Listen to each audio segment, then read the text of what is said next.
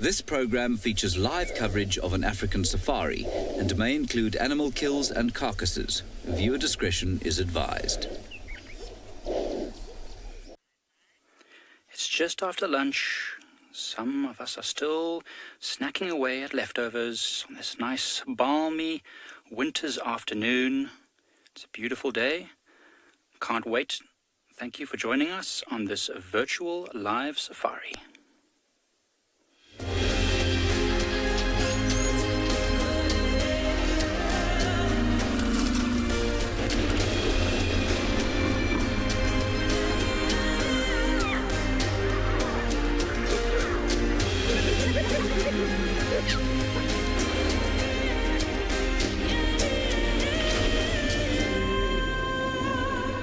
So welcome everyone. You are looking at one of our very favorite individuals on our whole of Pride lands.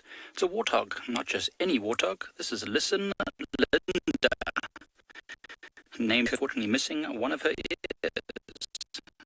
Has stopped her healthy lady. Welcome to Pride Lands Conservancy. My name is Mike Anderson, and behind the camera is Gerrit, and we are excited about this afternoon to show you whatever we can find. As you can see, it's nice and sunny. It's a little bit breezy, nice and cool, the wind actually, and we are going to be watching these warthogs for a while to see just exactly what they're going to do over the next few minutes. It's wonderful to see them so relaxed. Quite often, they run away from us. She doesn't run away from us, though. She is one of the warthogs which is often frequenting our camp, and although we don't feed her, she likes the water that runs off from our shower area, makes the grasses nice and green, and so she's always hanging around our camp, and she's become quite friendly with us. Sassy Kathy, we love warthogs too. They are so comical.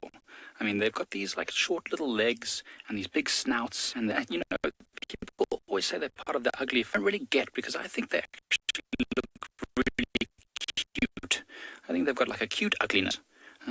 She's down on her knees so that she can reach the ground easier, because she's got a weirdly shaped head, as you can see, with this flat snout that she uses to snuffle up the grasses and the little shoots, which she's doing with great effect over there. So we're going to see what she does over the next few minutes as she snuffles away over there. And for now, we're going to send you to Ngala to say hello.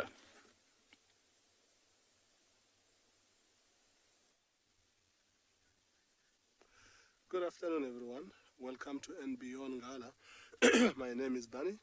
I am with Owen, my cameraman for the day. We have just left camp about a few minutes ago. So we were driving parallel to the Timbavati riverbed, which is very well known for staying dry. Come across this one, and the only puddle in the water in the riverbed with a little bit of water.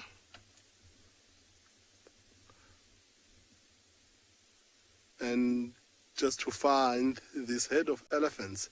That's unfortunately they're there and busy digging on the water in the sand itself. And if you look slightly back, there is a little bit more water there where you will think that they will carry on drinking in that water. But these elephants are very well known for being fussy about the type of water that they drink. So the water that's on the surface behind them is full of algae, and that's why that's not their favorite water to drink.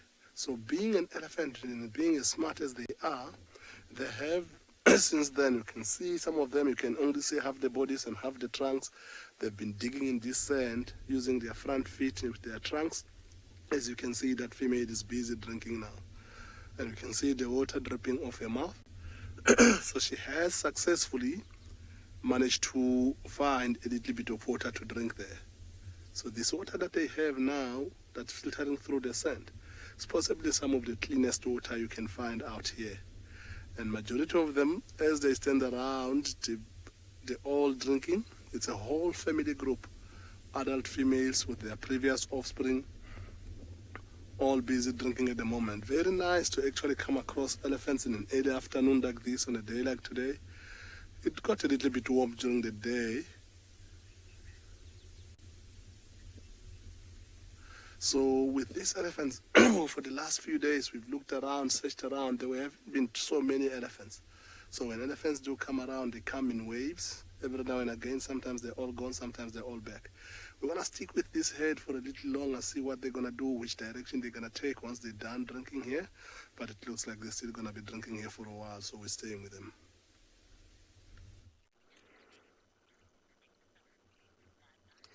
Good afternoon, everyone, and welcome to Djuma Game Reserve. We are sitting here.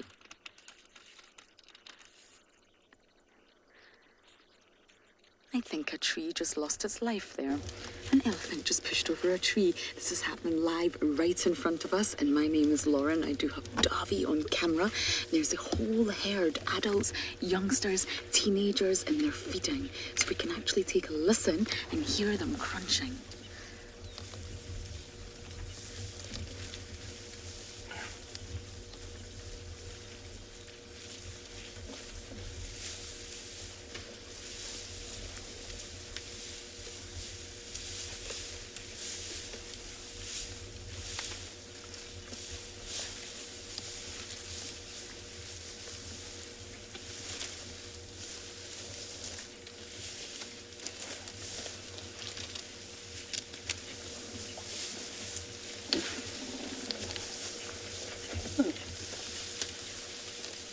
Caitlin, you're 14 years old and you are asking, do elephants suffer from arthritis? Caitlin, not that I'm aware of. Now, arthritis is normally when, there's different types, but it's normally when the cartilage, the shock absorbers, wears away from your joints, and that means that bone grinds on bone. So it gives a lot of pain. Of course, humans can suffer from it. My old dog suffered from it, and it can be very painful when moving. I'm not aware that elephants can suffer from arthritis. They're all coming towards us. This is incredible. This female's walking right towards us. Hello, mama.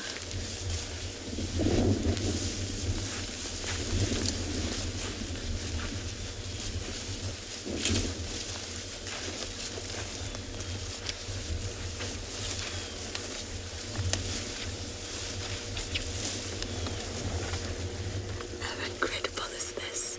The whole herd, now they know we're here. They can hear us, they can see us, they can smell us. Now just keep talking. What is this? There's a mama here with a baby. It's a small baby. Excuse the antenna, that's the back of our vehicle. But I don't want to turn the vehicle on right now and give them a fright. It's not a good idea. Dove. I think I've actually seen a fairly newborn elephant. They're very small. They don't walk very well. They've not got good coordination. They can't control their trunk. They haven't really learned how to flap their ears. And they come in at about 100 kilograms, which would be around 220 pounds, I think. Very, very small. And you can tell by the mother's behavior, the way that she's behaving with the young, that is very, very youngster. So I think I've seen a youngster at a few weeks old. I was very, very lucky to experience that, Dove. Now, elephants get a little bit more stressed in winter because the food is scarce. They've had to change their diet. They've had to adapt. Normally, water is not always available. The elephant. There's another youngster, Davi. How exciting. This herd has got a lot of youngsters.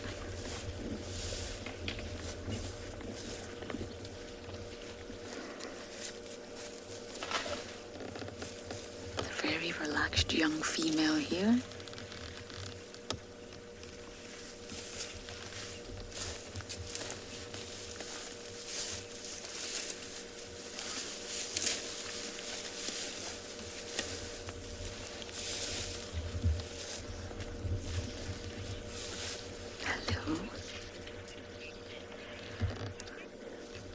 See that?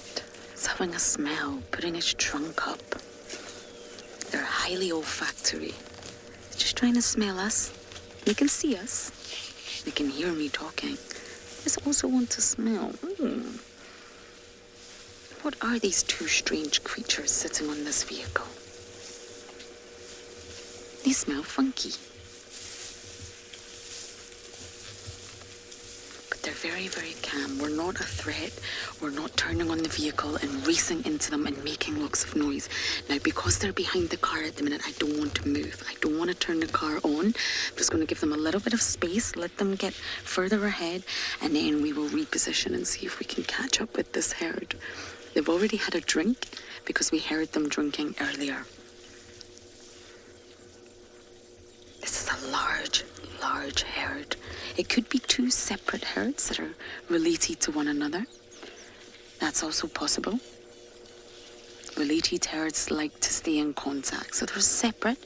They'll have separate matriarchs, but they do like to spend time with one another. But if they're not related, then herds of elephants do normally avoid one another.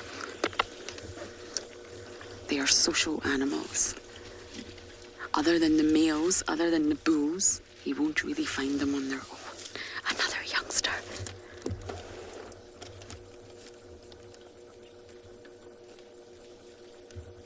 Now, I know we've not got the best views. I'm just going to check behind me.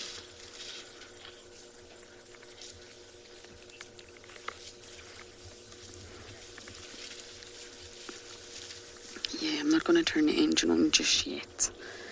With elephants, you've got to read their body language, watch them very, very carefully and make the correct decisions.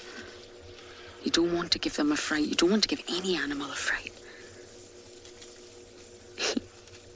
That youngster's very cute. The youngsters never stay far away from the adults. They try to stay as close to mama as possible. But then all the other adults in the herd will also protect the young. All the females, sisters, aunts, cousins, second cousins, they will all protect the young. They're all staring at us, making sure it's safe to proceed.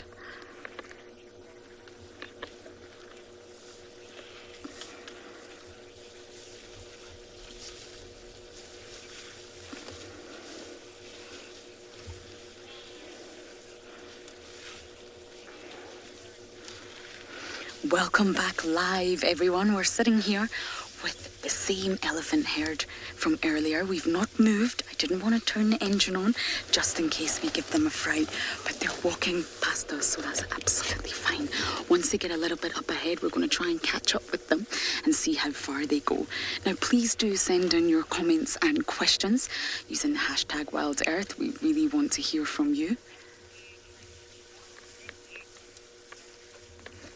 Okay, I think it's safe now to turn the car, so that's exactly what we're going to do to try and keep up with this herd.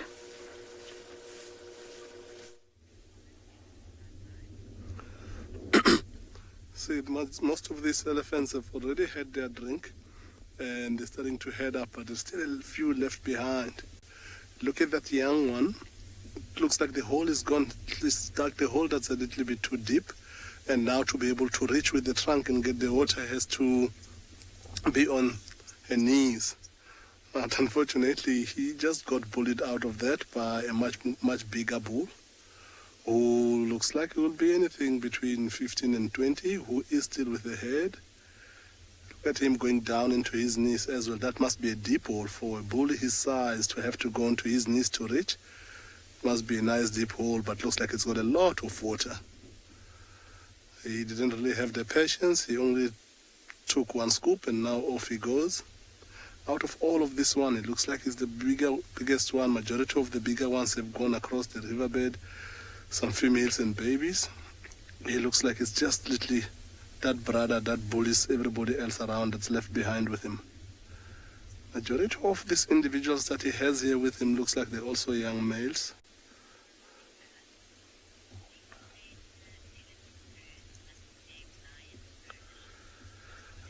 Veronica, in this area we don't, and one of the reasons why we don't do it is because elephant has got a much more bigger area to roam around. They've got roam distances of about 3 million hectares. And these herds were part of the Greater Kruger National Park, and some of these herds you don't know if you've ever seen them before, unless there's a specific individual with either a broken tusk or a notch on the ear that you can be able to recognize them.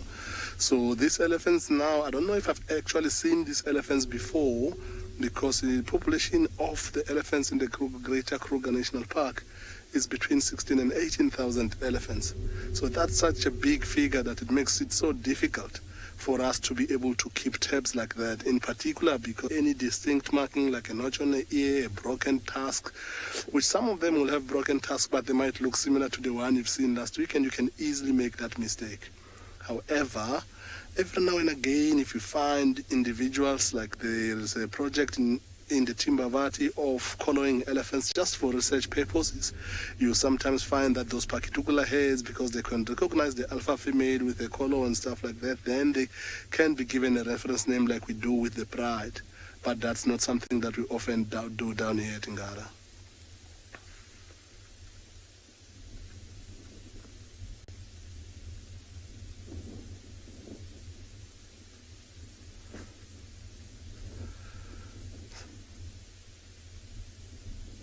Look at how close.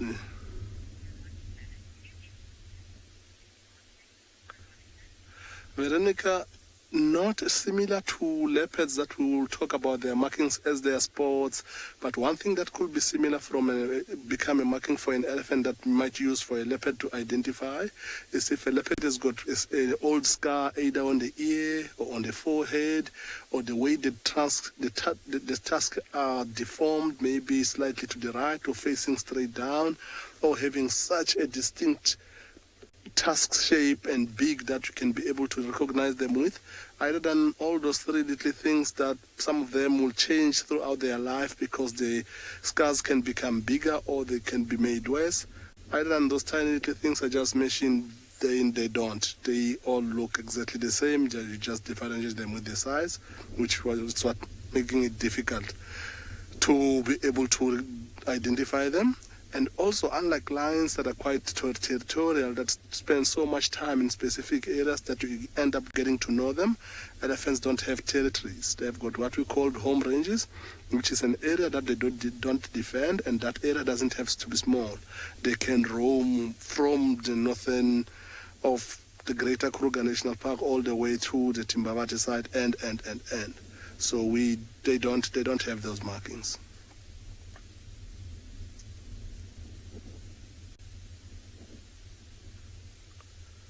Look at how closely those three elephants are standing there. All of them, it looks like there's a little bit of a competition going on in dipping the trunk on the same hole every now and again. I'm surprised they haven't had a little bit of a squabble, one feeling that the other one is drinking more. But it looks like they all had their fair share. And the middle one looks like slowly but surely he's going to be giving up on the idea of drinking. He's starting to move. Look at how he's moving his front feet like he's trying to feel on the ground. Yo, that's a lot of water that this one is wasted after hard work of digging. So he must have had enough for the day already. Look at him walking uphill there on that nice sandy area. It looks like the weight of his body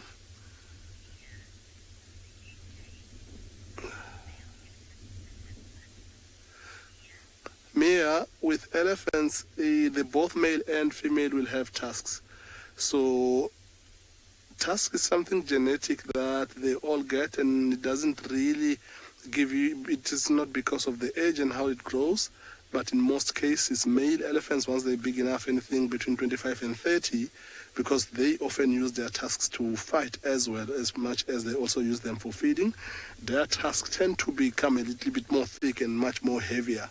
So sometimes from a far off distance, you can see an animal with tusks like that, and you can assume that it's a male, but it's not always the case.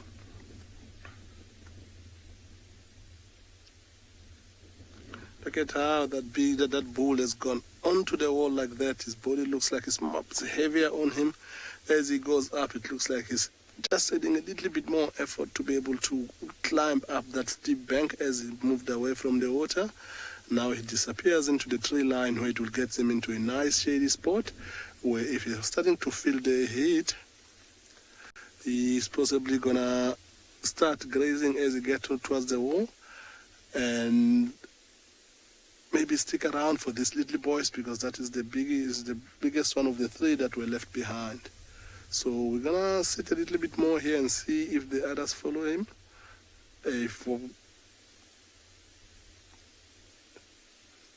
You'll say, I will stay with them. Good afternoon from another stunning day at Tswalu Kalahari. Old Jandre and myself, Dylan, as always, we're not going anywhere. It's great having you with us. It's just beautiful out here today. While we came down to this road, we're actually heading out far west. I've got no particular plan, but while we're heading out here, we got to this road junction, and sort of something caught our eye a little bit closer to the vehicle, and then I just started following it back. I'm going to show you what it is now, but it came from this direction. Okay, tiny little tracks,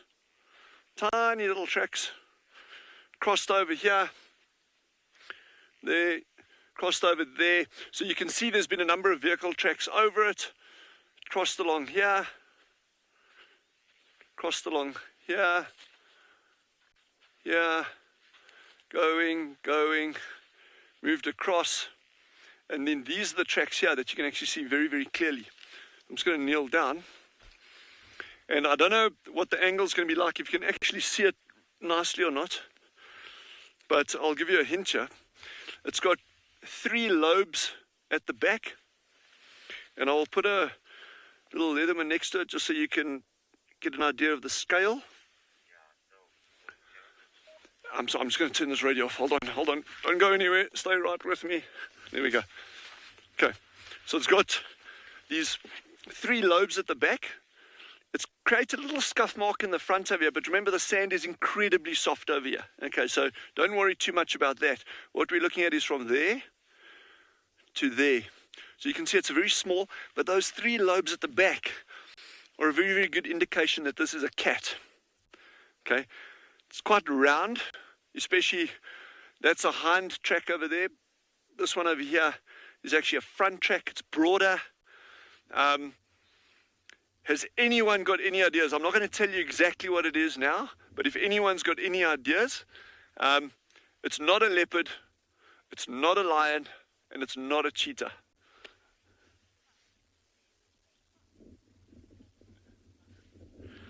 Okay, Fox says a fox or a small cat. Okay, it's definitely not a fox. It is a small cat though. I want to know which small cat is this. These are actually very, very nice tracks. Doug says a caracal. You are spot on. These are caracal tracks, and actually particularly nice examples of a caracal track. So it came from that direction all along the path across here. You can see there's actually been quite a few vehicles over it. So this was probably during the course of last night, and it actually carried on going straight underneath the vehicle and then out heading south. The chance of being able to follow up on this cat now, though, incredibly difficult to track, especially on harder ground. It's easy here where the road is soft, but on harder ground it'll be very, very difficult to track. So I think we'll just give it a skip on this one, because my skills are nowhere close to that.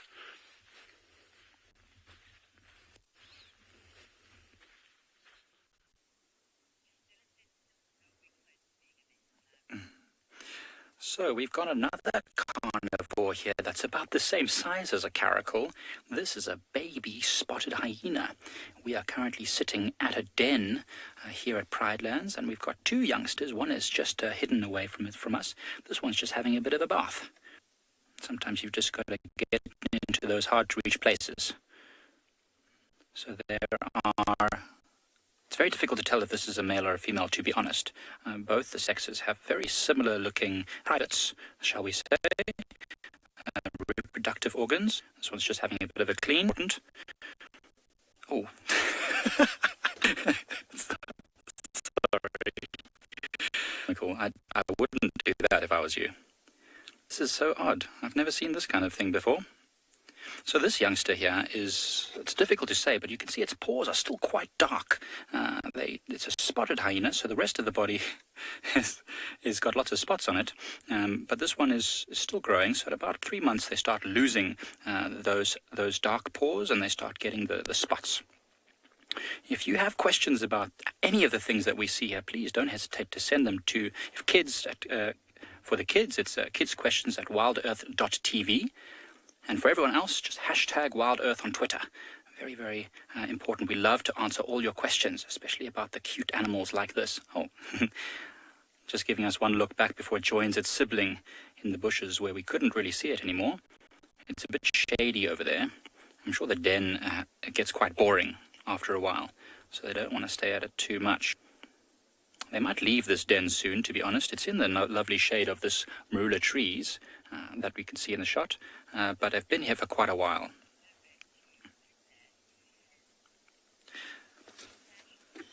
There we can just see one over there. So while we see if these hyenas come back out into the open for us, we'll like to send you over to Phinda with a crash of rhinos.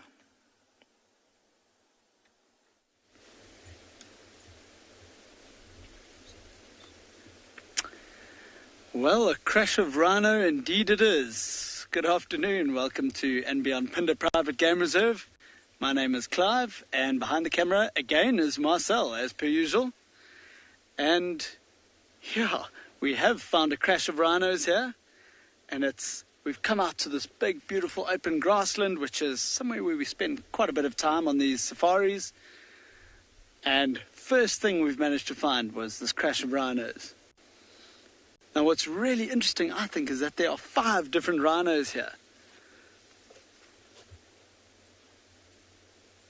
There's one really, really big one in the middle. Second from the right. Probably that one's calf just to the right of that, the smallest one. And then the other 3 on the left.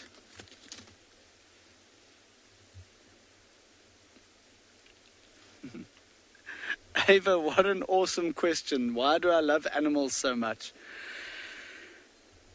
I think just being out in the open here, breathing in fresh air every day, seeing the sunrise and sunset every day makes our job really, really amazing.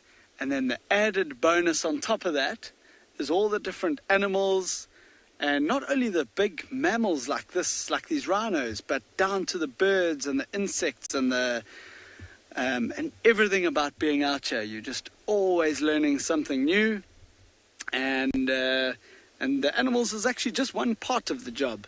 There's so much more that goes into it, and yeah, it's just a really fantastic place. Rhinos, though, I just think they're so incredible because of how endangered they are, and because of how prehistoric they look, and yeah, just so much about them.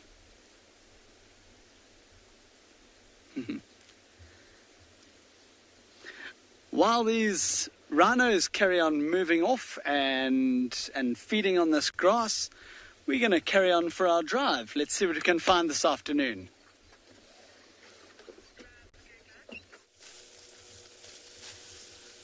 We've been having the most magical moments with these elephants. They're right in front of us, and a young mother, a young cow, and her calf. We're very interested in the calf. Oh, a big cow. This is an older cow. It's not easy to tell the sex of elephants. It can be really, really tricky. But one of the key things to look for is mammary glands, and the second is the forehead.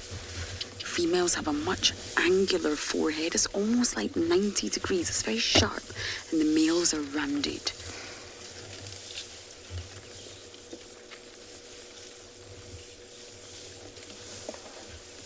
They're feeding all around us. Up here, Dobby, we've got a fork-tailed drongo. I'm not sure if you can see it. Very well. Up here. Oh, it's just bombed down. The fork-tailed drongos are bombing the elephants. It's incredible. Small black birds. Sophia, you are asking what do elephants use their tusks for? Well, many things. Not all elephants have tusks. You will find tuskless elephants, but generally speaking, they use them when feeding. They will strip bark off of trees, and in order to get that bark off, they use their tusk and they pull. They also use their tusk to dig into the ground as if there's anything they want that may be underground. You can use it for self-protection. That's their weapons. That's how they can protect themselves, Sophia. And also, males will clash tusks in battle. It's very, very common for males, once they get a little bit older and they start to leave the herd, they become very boisterous teenagers and they will clash tusks. They will use them to fight. So they can use them for many, many reasons. We are surrounded.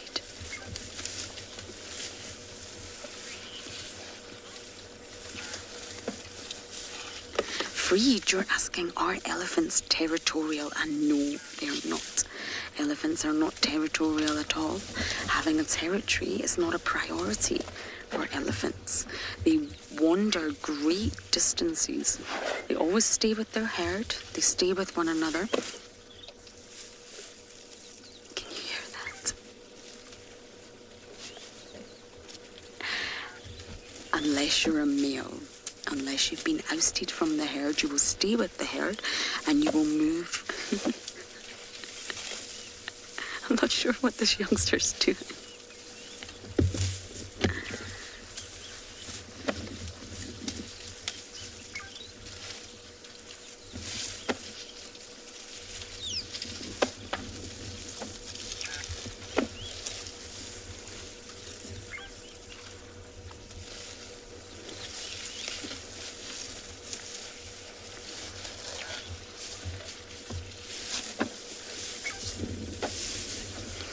But yes, they're not territorial. They move from water point to water point and food source to food source.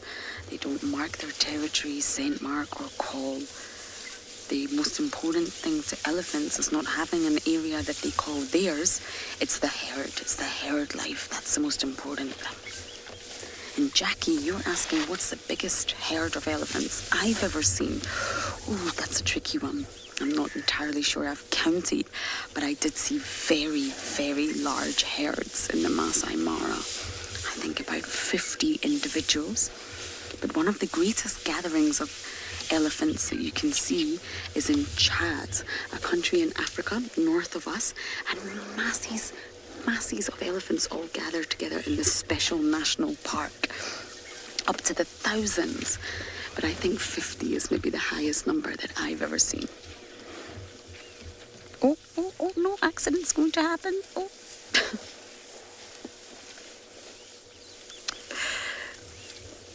The mother's going to do the toilet on its youngster.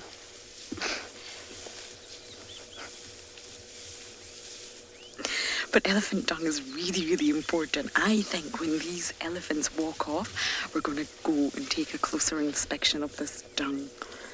It's really important to the ecosystem out here.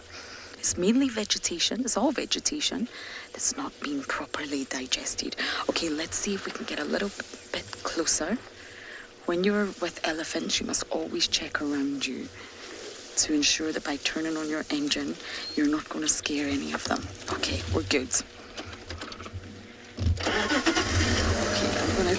I'm going to take a closer look at this elephant dung, and you guys are going to go back across to Dylan.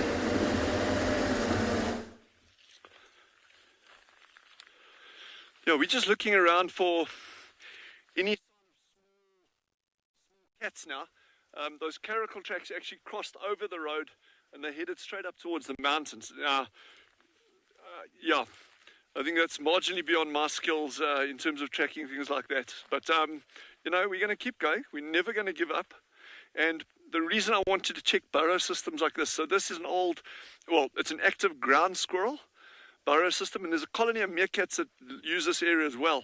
But African wildcats often kind of like stake these areas out, pretty much what Jandre and I do. For when the little guys come back, they can try catch them. A big tree like that, this massive camel thorn tree over here, that's a classic spot for a African wildcat to lie up during the day. Caracal will do it as well to a lesser extent, but African wildcats, they love lying up in trees like this. So I'm kind of like always on the lookout when we go through areas where you get these large trees, on the off chance that we actually bump an African wildcat. You never know. You never know.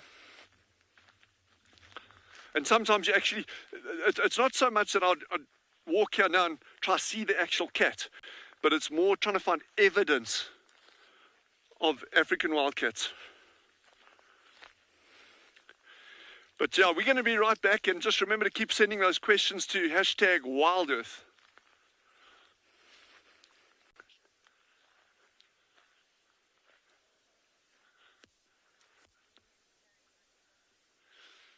So what I'll be looking for here, like I say, is not just finding the actual cat. Of course, that would be first prize, but rather evidence of them having been there. So that could be feathers on a branch, a dead squirrel or an eaten squirrel up in the tree or lying on the ground. Because African a caracal, for an example, will actually stash kills in trees, same as leopard will do sometimes. So it's always worth keeping your eyes open for these things. Dizzy has asked, what is a caracal? And I'll draw you a picture of a caracal, because I've only got, I think, maybe at best, maybe a black and white image somewhere, but I can pull out images. But I'll draw you a picture of a caracal, and we'll come back to it on the next segment. It'll give you something to laugh at as well. But caracal, in many places, are also called lynx. It's really not the correct term for them. Lynx is actually typically an animal in the States, but you get Iberian lynx as well. So they occur through Europe and in the States and that. But a lynx tends to be a larger animal, heavier bodied animal. Caracal are gorgeous. They're this light brown, reddish color, and they got those beautiful ear tufts. But like I say, I'll show you more or less what one looks like.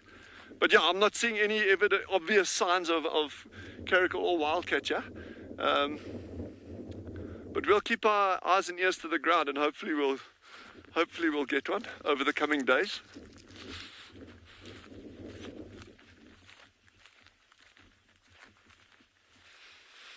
Katie has asked a great question, and very relevant to the kind of environment that we're in. Katie's just asked, do we ever get sand cats? No, we don't get sand cats here. But I love that question, because it really, you're linking the kind of habitats and the environment with species that occur in other areas, and you're making that connection. So, well, could they occur here? So very, very good question. We don't get sand cats, but yeah, I love those kind of like linking questions. It's really, really cool. Yeah, I'm not saying so. I think I'm just going to carry on ambling up the road over here, and we'll keep stopping and squizzing out to see what we can find.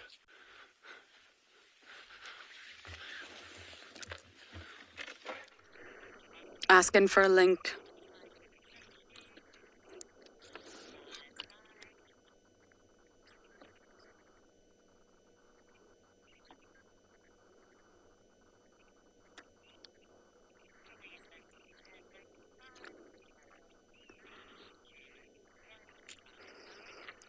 We've still been able to keep up with this herd. They haven't gone into the block yet, which is great news. The feeling of being in the middle of a herd of elephants is incredible. And this youngster here, see Mama? Mama's using her trunk to just push the youngster, tell it what to do. I'm not sure this is Mama, actually. I think the other one could possibly be Mother. She's got much bigger, more swollen mammary glands.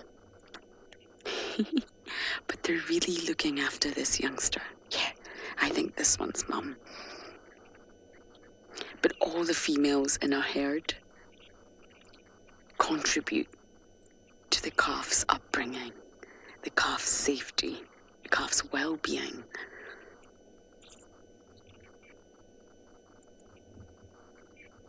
Don't get left behind, little one.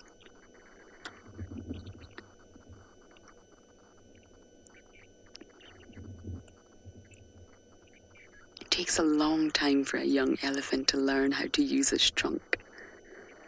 It's like children learning how to write or hold a pencil.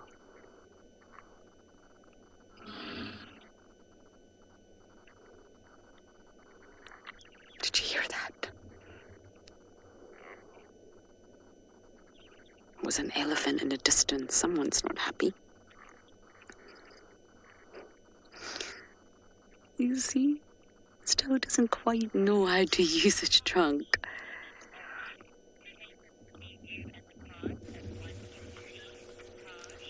Taj, you're 10 years old and you're asking a very good but difficult question.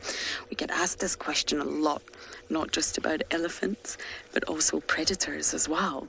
Do they see us as part of the car, as one entity? I think so, yes.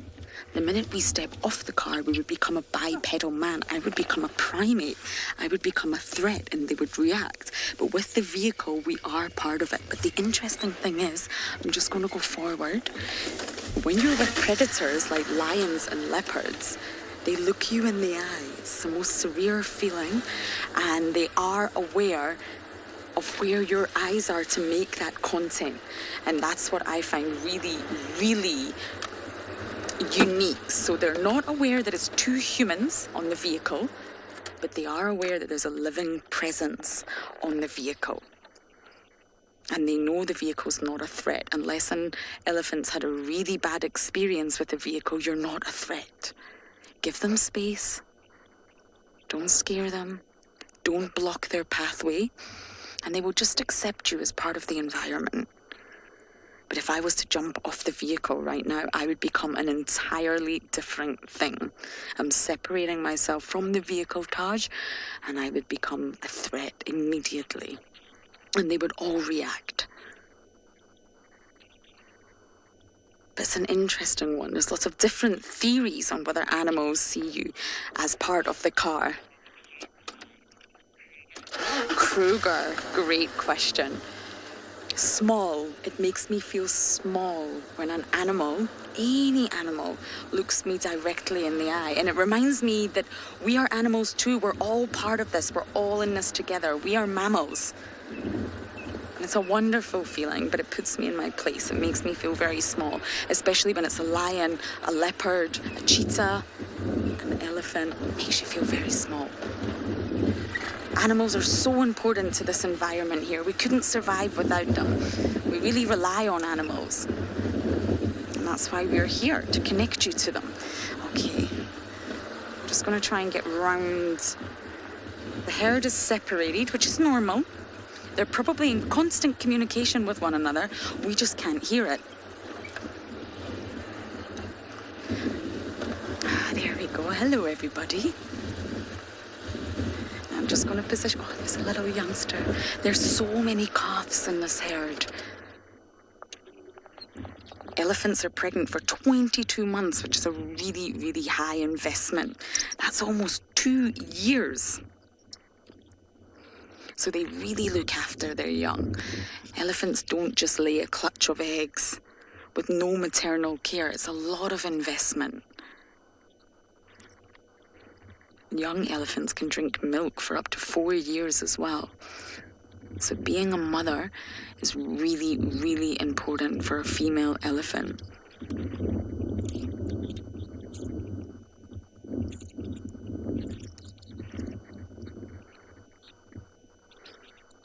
And the boys will stay part of the herd until they're around 15 years old on average, a naughty teenager, and then the females start to signal to him that it's time to leave. It's time to leave the herd and start your nomadic existence, young one. I can imagine, I see you. I really do see you.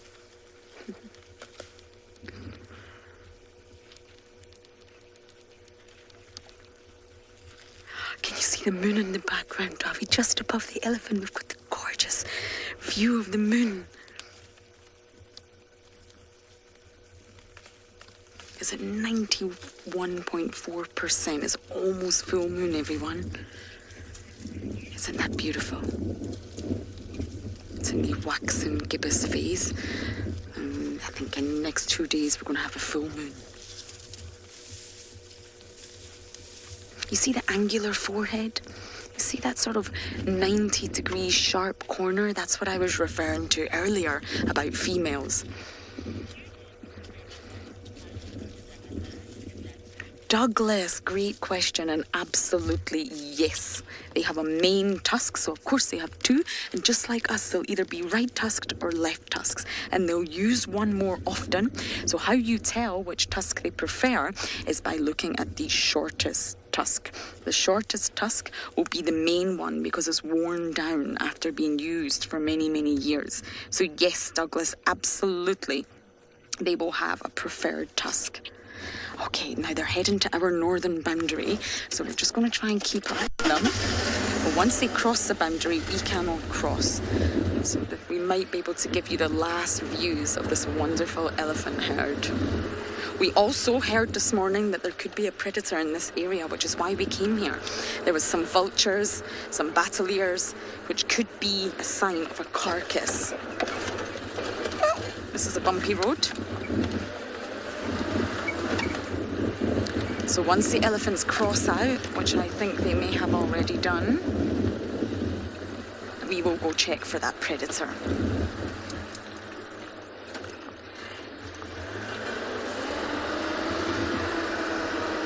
Okay, I think the elephants were faster than me in the vehicle. They've gone already. Look how they blend into the background. You can't see any elephants. Just away off in the distance there, they've gone. Great big pachyderms disappearing into the bush. So I'm going to sit tight here and get ready to investigate if there's a carcass nearby.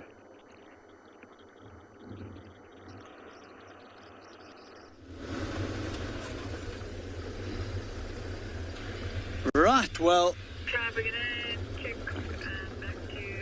Sorry, we are still going through these big grasslands here and really hoping that we might come across some signs of a cheetah.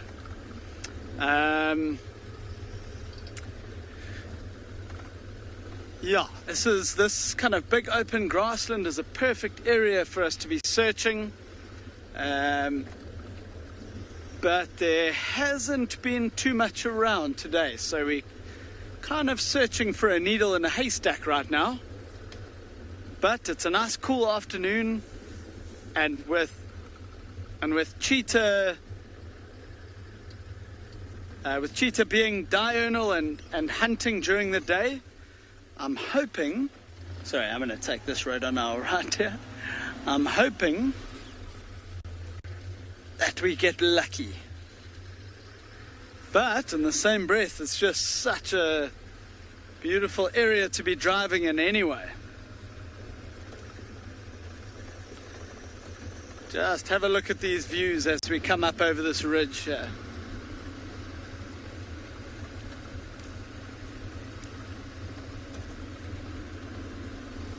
Beautiful mountains in the distance.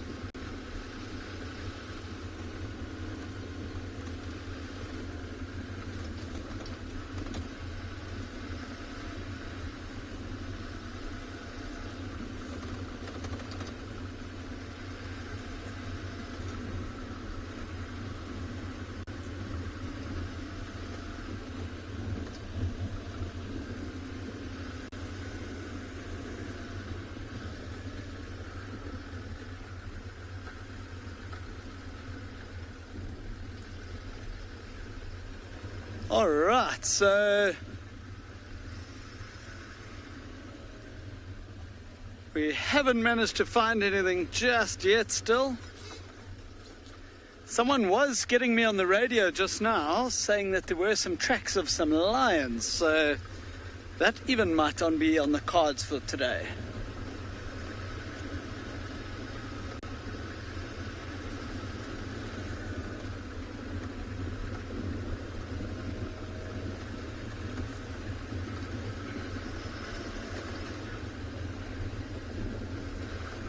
Sample? Yes, we are in South Africa. We're on the east coast of South Africa.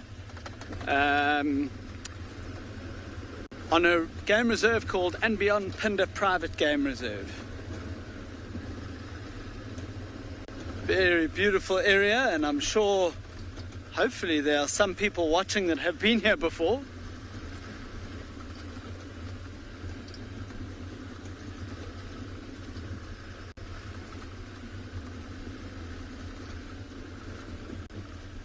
Oh, these views, especially in the late afternoon like this, are just so incredible.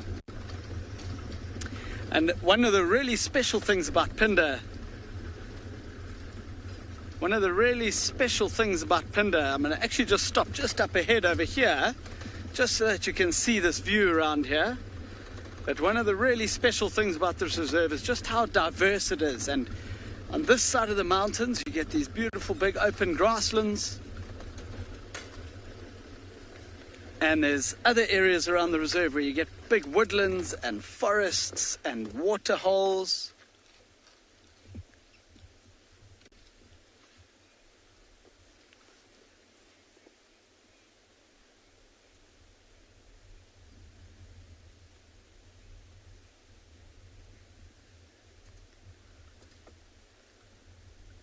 And we've got these beautiful views out over this valley here. And into the mountains, as I said. And this is the whole expansive area that we are going to be exploring this afternoon. The area where the rhinos were just now is almost straight ahead of us down in this valley. So we've just done a little bit of a loop back up behind us and over this ridge. And this just gives us such a great opportunity to use binoculars and scan out over this area to see what we can find this afternoon. But I'm hoping with it now starting to cool down ever so slightly, and the sun getting a little bit lower down in the sky,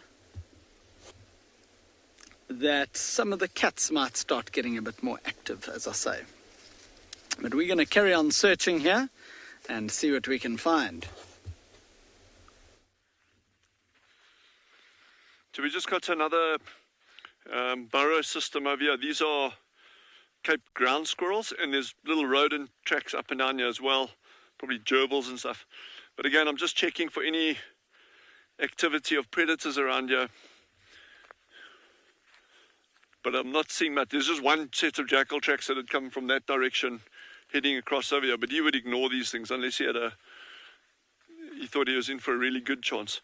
So doing this groundwork is really crucial, especially out in this environment. You know, it's a massive area.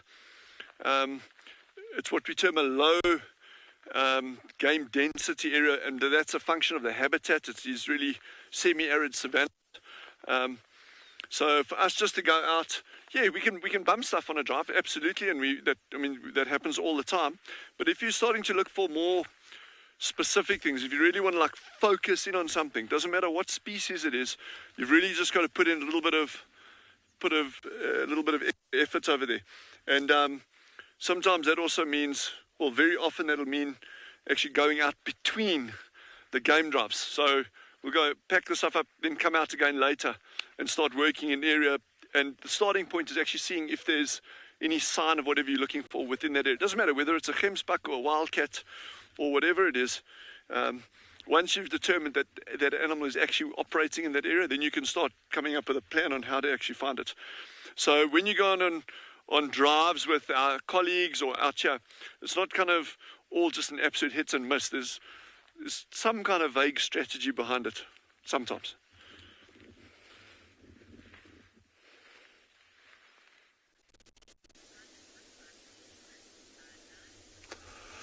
So like Dylan was saying, hit and miss, sometimes miss quickly.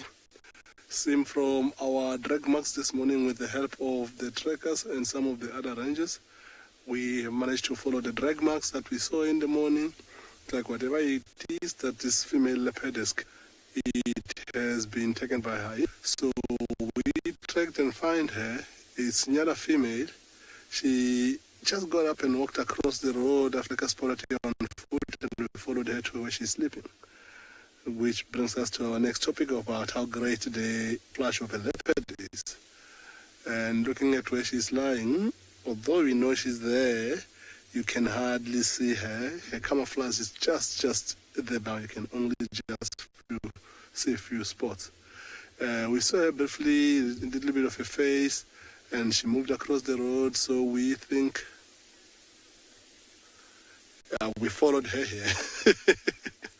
So it looks like a Nyala female, the territory is right, and of course with the drag marks in the morning, if the hyenas didn't get to it, we possibly would have found her with it.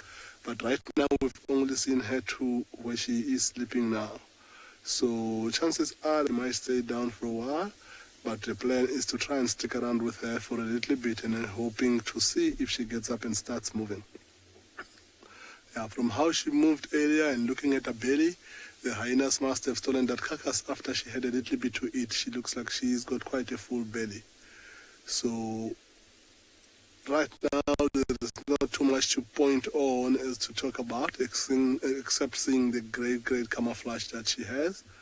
And hopefully we stick around. Now that I'm going to stick around with her for a little while, we'll just watch and see how it goes.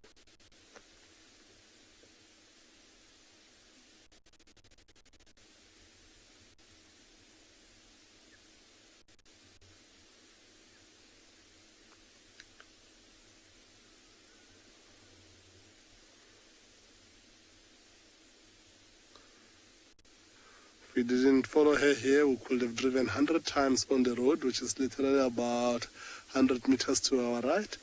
But chances of spotting this leopard while she's lying down like that was almost zero. So this is why I said, like Dylan was saying, sometimes a hit and miss. Luckily we managed to hit today, but the chances of missing were zero.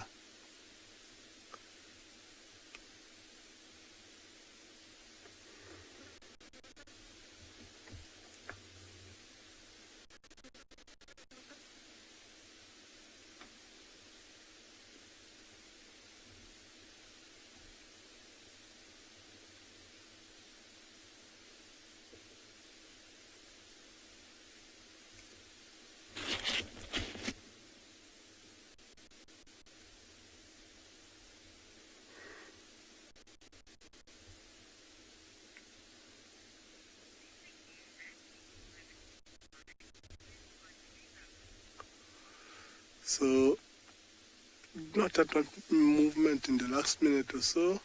So I'm going to stay here and keep you updated if there is any activity or movement and see what else you can see.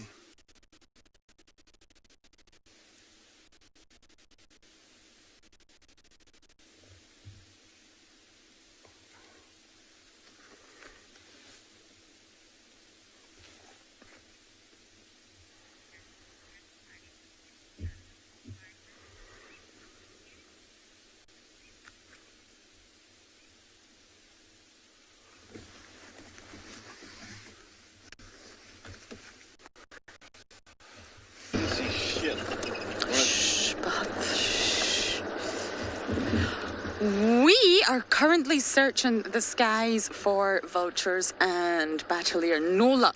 But you may notice I have something additional on my car. Yes, I do. And before we take a closer look, I just want to show you the size comparison. This is from a very large elephant. And because I was talking about it earlier, I just want to show you. There we go. Look at that fresh elephant dung. Amazing. And we can touch it because it comes from a herbivore. If this was from a lion or a leopard, we would not be touching their scat. This is dung. A carnivore's scat would contain lots of parasites and nasty things inside, but this is quite safe for us to touch. And being a guide, we happen to love touching dung. I'm not going to pretend we don't. But elephants only really digest about 40% of what they eat. So the rest, the other 60%, they're not able to properly digest. And therefore, you can see it's not really well digested. It's just grass, all the grasses that they're eating. But it becomes a really important habitat for other organisms. Spiders, ants, insects, dung beetles. There's a little ant there, Dobby. You see it? I'll get my pointer out. my porky pointer, right here, got some ants that have been living inside the dung. Dung beetles will also lay their eggs inside dung. Becomes really, really important. It will break down, it will slowly start to biodegrade, and eventually all the nutrients will end up in the soil as part of the organic circle of life. It's incredible. So elephants are bulk feeders. They eat in bulk. So it's quantity over quality. They just eat, both in summer and winter. And therefore, they're not so great at digesting. It's all about the method of their lifestyle and saving energy and just generally being efficient. And this is what you end up with. So I am going to hurdle this off my car. I'll need to give my car a little clean now, and we're still going to keep bumbling forward looking for those vultures. WildEarth relies on support from viewers like you to carry on broadcasting our daily live shows. A small donation goes a long way in helping us on our mission to connect the world with nature. Please visit our support page to see how you can help and become part of the WildEarth family. Speaking of something that vultures are going to be looking at, we have managed to find some lions. We literally drove along this road, only not even a kilometer from where I was last speaking to you, and we noticed some lion tracks and some drag marks and all the stomach contents of what looks like a wildebeest. And they've dragged it off across the road here and into the shade and completely feeding on it. They're not even, we're literally still on the road. They're just off the side of the road. So this was a real spot of luck right here.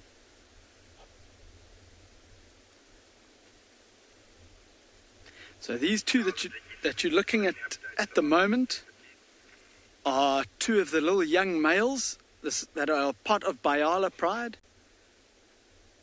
And there's another little young male that's busy gorging himself on what's left of this wildebeest, which we'll move ahead in a minute and we'll show you that one as well. This is such a beautiful view of one of these little male lions. Look at it. He's obviously got a fly bothering him and he's trying to catch it. Oh, big yawn as well.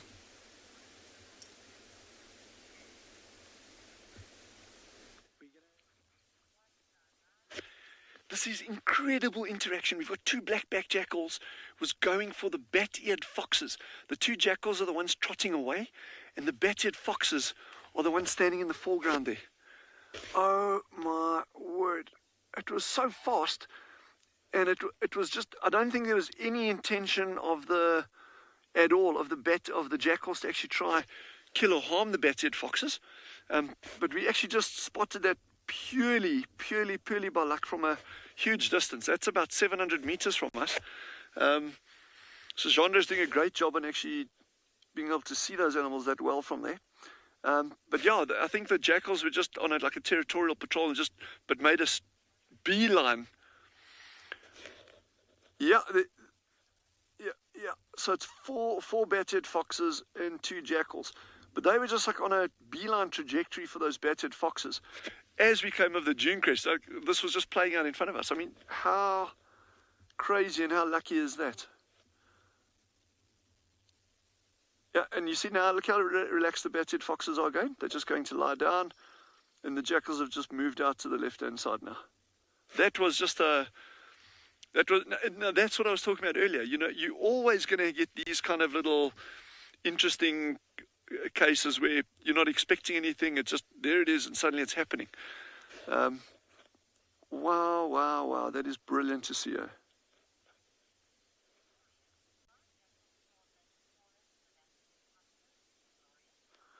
The glorious is just asked, are jackals smaller than the bat-eared foxes? The jackals weight-wise are probably at least twice as heavy as a bat-eared fox, maybe even a little bit more. But what it is I don't know if we just managed to catch that last interaction where the bat-eared fox had all its fur puffed up like that. So that makes them look larger. But no, they definitely, jackals are definitely larger than a bat-eared fox. Wow, wow, wow. That is so cool, huh? And just with these big, vast landscapes, these big vistas, just allow us to see that kind of interaction from a distance.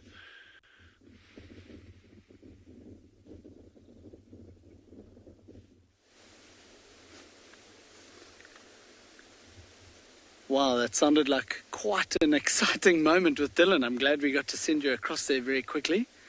But we're back with these young male lions, and we just took that moment to reposition the vehicle a little bit and get us into a spot where we could see where the other young male was feeding off of this wildebeest. Oh, I can't believe how lucky it was to just come around the corner and see this. So it's quite tough to see. They've dragged it quite far into the bushes there, but it looks like the whole almost back side of the wildebeest is eaten already. Oh, look at this. There's some more just popping around the corner here. Marcel's just going to go over to them. So this is all 5 of the little young males. This is really cool to see, actually. All sitting together. Now there's 2 adult lionesses in this pride as well, but they must be behind these bushes, I'm guessing. Maybe still in the shade.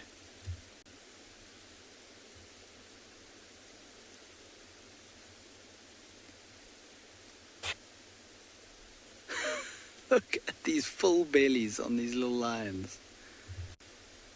My word.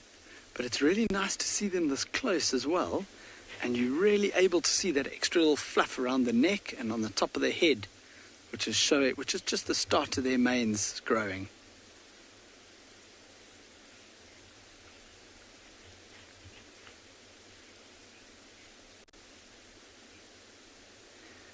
Ready, Ruby? That's actually a very interesting question. Yes, it does, especially a nocturnal hunter like these lions.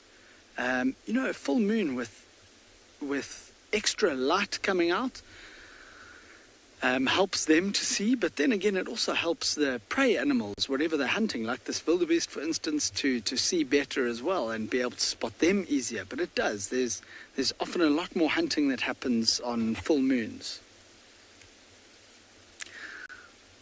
Sorry, I've just noticed one other... Oh, wow. That one's like jumping on the carcass. Look at this. Oh, big yawn. Oh, there's lots of movement and action going on here. That one's picking up the whole leg. You can actually see that it's got the leg attached to himself there. Yes, you can imagine those sharp little claws digging into that skin.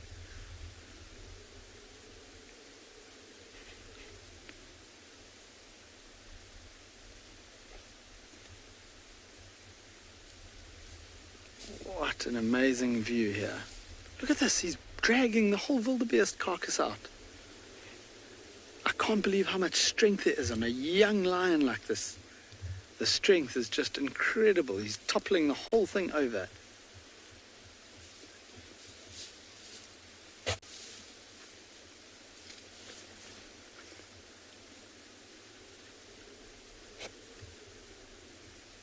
Look at how close and curious these ones are coming here.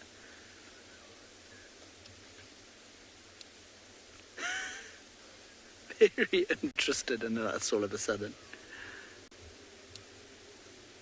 I can't believe for lions that are just over a year old, look at how big these paws are already. I mean, that paw is almost the same size as my hand.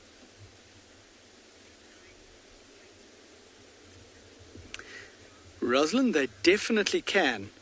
They, I don't know what the full story was this morning, but on this morning's drive, I know there was a dead hyena. I don't know if it was lions or what the story was. It was on Ngala. But lions are definitely capable of killing hyenas. They're much bigger than hyenas, especially the adults anyway. These younger ones might be a little bit tougher. But for adult lions, yeah, that would be pretty easy. Unless there's a lot of hyenas. Then the hyenas can like nip and bite, and that could Could end up chasing lions away even. Sorry, there's one other cool thing I want to show you here. Look right up in the distance. There's a silhouette of a giraffe up against the sky. Sorry, we're testing Marcel quickly here. It's quite far away. That must be, sure, a good 400, 500 meters away.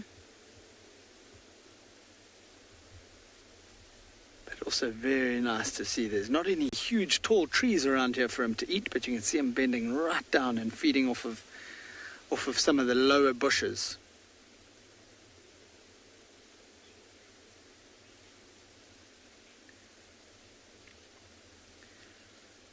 Yes, Christina, that is 100% correct. They will now stay together probably, well, definitely for the rest of their life. As long as all of them make it through to adulthood, they will stay together for the rest of their lives. And it'll be quite a formidable coalition, don't you think?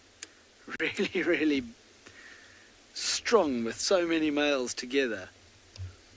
They are from 2 different litters, from 2 different females. So one of them has got 3 and the other one has got 2, making up all 5. And you can see 1 or 2 of them are slightly older. Well, you can't really see it now because they've moved slightly away. There's actually some now on the other side of us. We're completely surrounded. Oh, look, he's actually going to climb on like a dead tree, it looks like. Sorry, Marcel. Look at that. Oh, that one's biting his leg. Now it's playtime.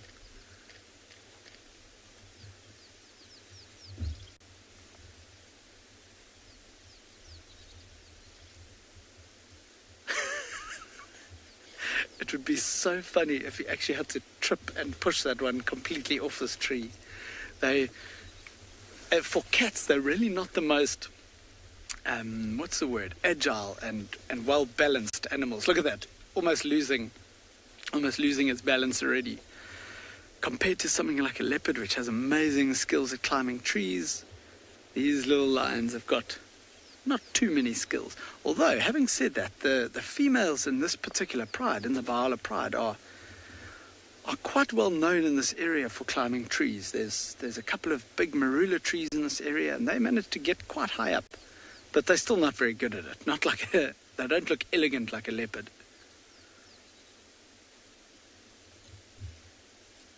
This afternoon light on them is amazing as well.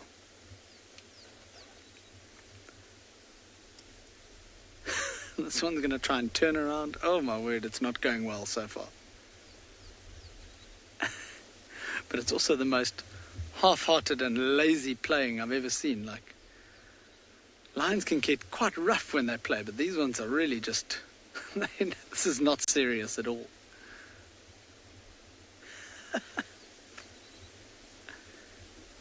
Look at this. They all want to be king of the castle now.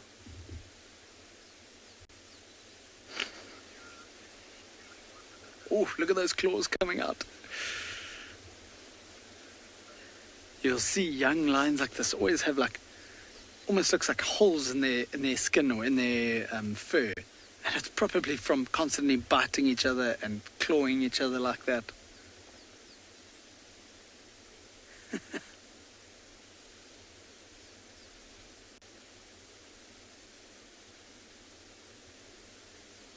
Oh.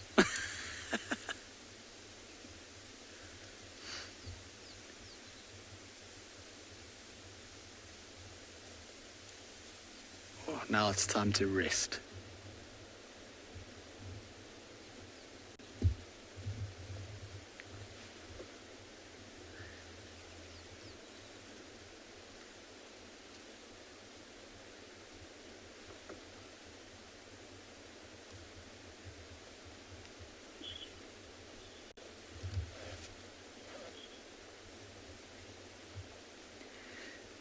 Bee eater, these little bushes around here are called magic guari trees.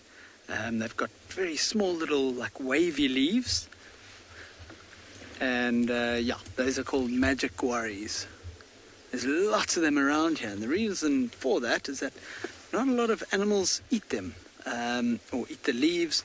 Even things like elephants don't dig them up very often. coming back out. Yeah, elephants don't dig them up very often. There are berries on them in summer, and those get eaten a lot. But there's lots of them around this area, that's for sure.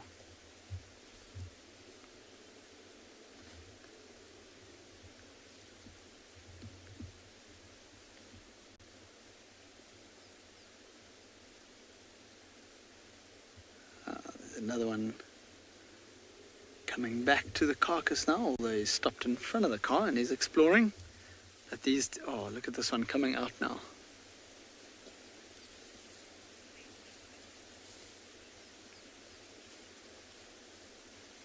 Okay, I think we're going to spend a little bit more time with these lions. They're starting, you know, they're eating a little bit and then playing a bit, so let's just spend a bit more time and see what happens for the rest of the afternoon. WildEarth relies on support from viewers like you to carry on broadcasting our daily live shows. A small donation goes a long way in helping us on our mission to connect the world with nature. Please visit our support page to see how you can help and become part of the WildEarth family. So we've gone from lazy lions to one of the most ludicrously handsome antelope that we get in the whole of South Africa. This is a male Nyala.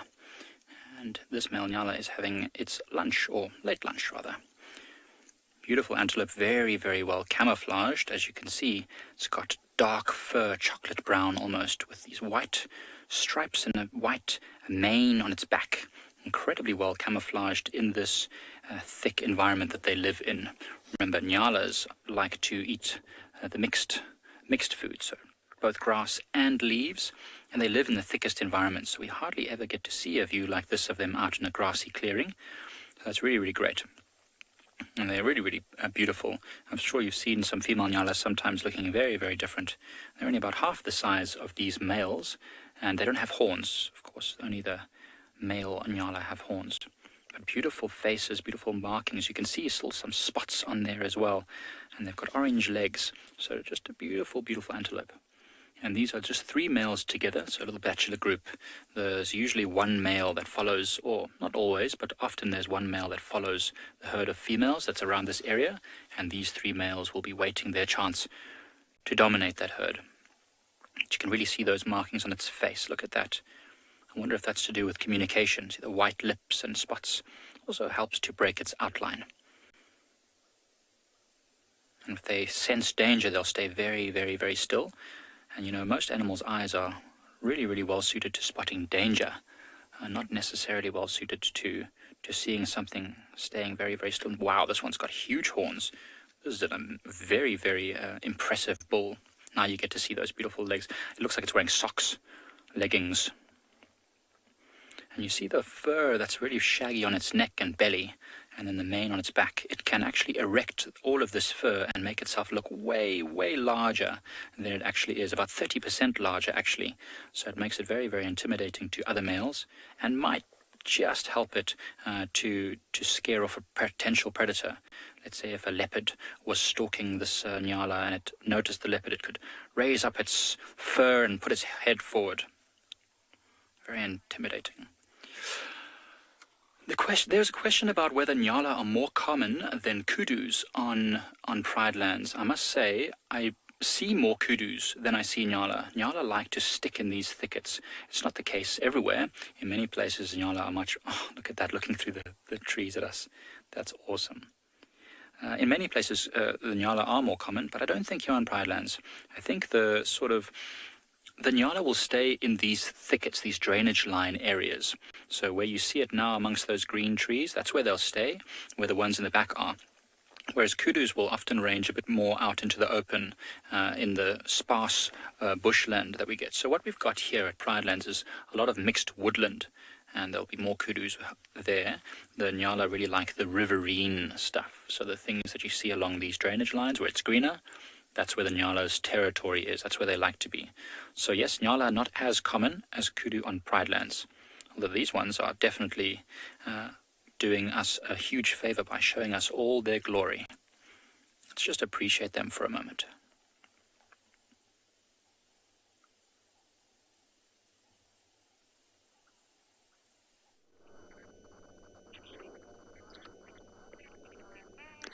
Well, actually, let me rephrase that. One of my favourite birds. A brown-hooded kingfisher in the Mawati here. I haven't been able to determine if it's male or female yet. Normally the best way to do that is to look at the wing, the sort of shoulder area. Darby, I feel like we're being watched here. Have you ever? Oh, maybe not anymore. It's turned away. I think it's an Nyala. Staring at us through the thicket. But yes, sorry, back to the kingfisher. You normally look at that sort of shoulder area, and I can't quite see from here if it's male or females. But it's gorgeous. I absolutely love the brown-hooded. I love kingfishers. And not all of them. Fish for fish. The name kingfisher can actually be very misleading. Only some of the kingfisher species that we get out here actually eat fish. And this individual, see it tilting its head, is looking for insects. Insectivorous. You will never find a brown-hooded kingfisher eating fish. They will be looking for insects. Tiny little reptiles. They will eat mollusks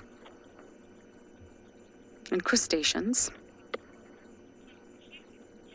Linda, I agree, so cute. They are magnificent birds, kingfishers.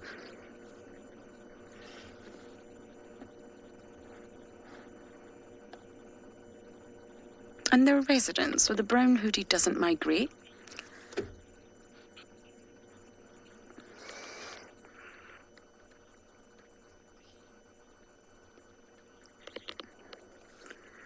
So yes, unlike the woodlands kingfisher, it doesn't migrate. You'll find this bird around all year. Oh, bless you, Darby.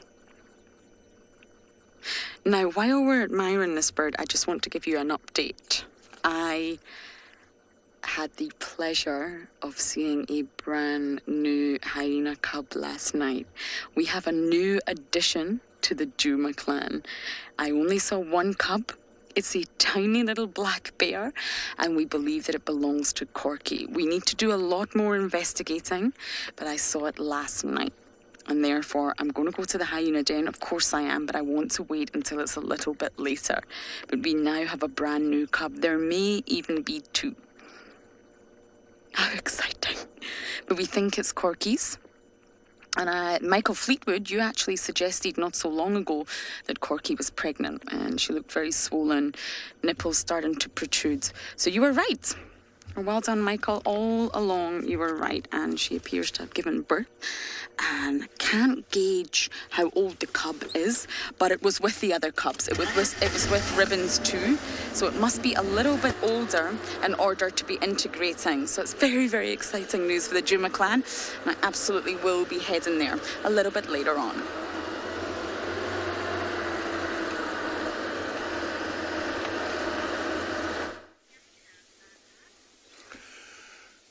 Leopard has not done much since the last time. She is still sleeping on the very same spot on this long grass. Tucked her head down completely. No worry in the world on her side right now.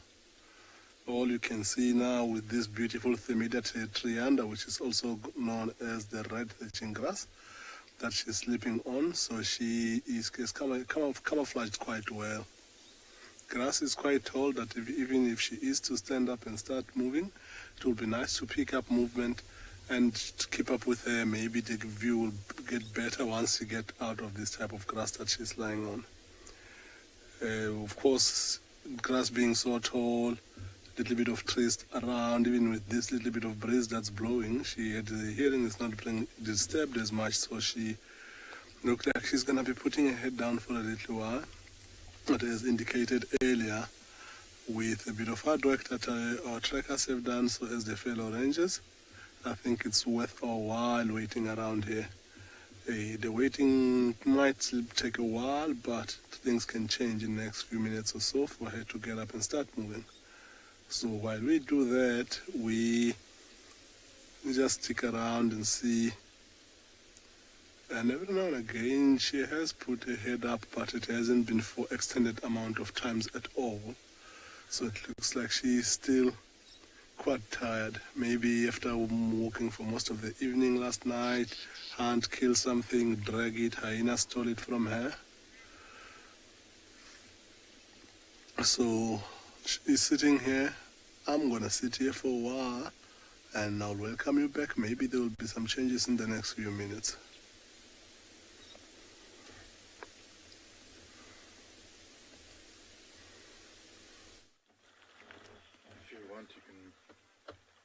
So we've just come to Leopard Dam, and we've found these two elephant bulls that were just heading into the water.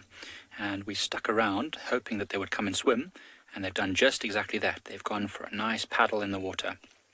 Absolutely spectacular to see such large animals getting into the water and enjoying themselves. This elephant bull is one we've seen before. He's got one tusk, but he's quite an impressive bull.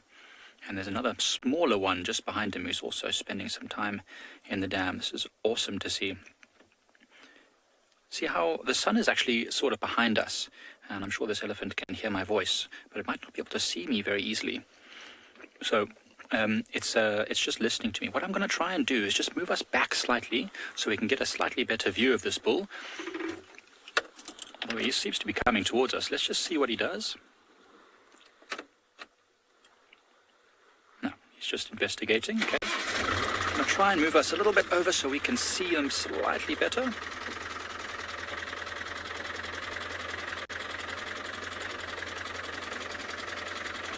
I actually just used the dam as a shortcut.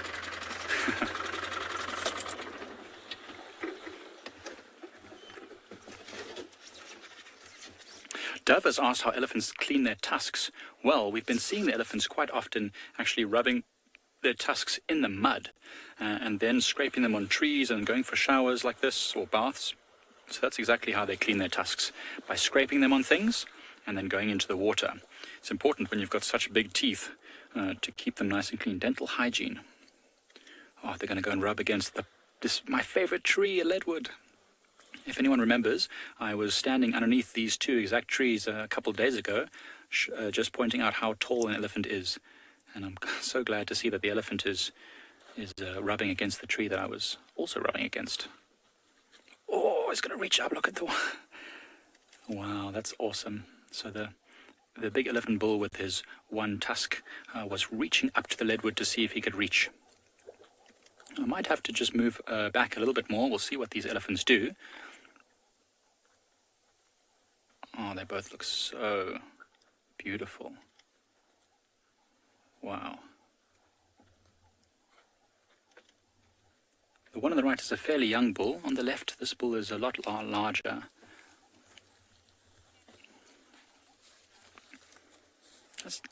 That's a good question. The question is, how long can elephants survive without drinking water?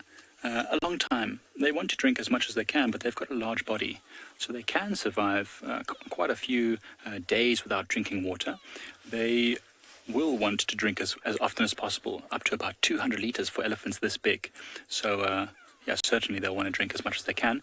But, yeah, a few days at least. Just like us, we could probably survive a few days without drinking water. We wouldn't like it. Okay, the elephants are heading off behind us up into the forest, or I say forest, into the bushveld. What I'd like to do is just follow them a little bit and see where they go. Hopefully they'll stick around for us.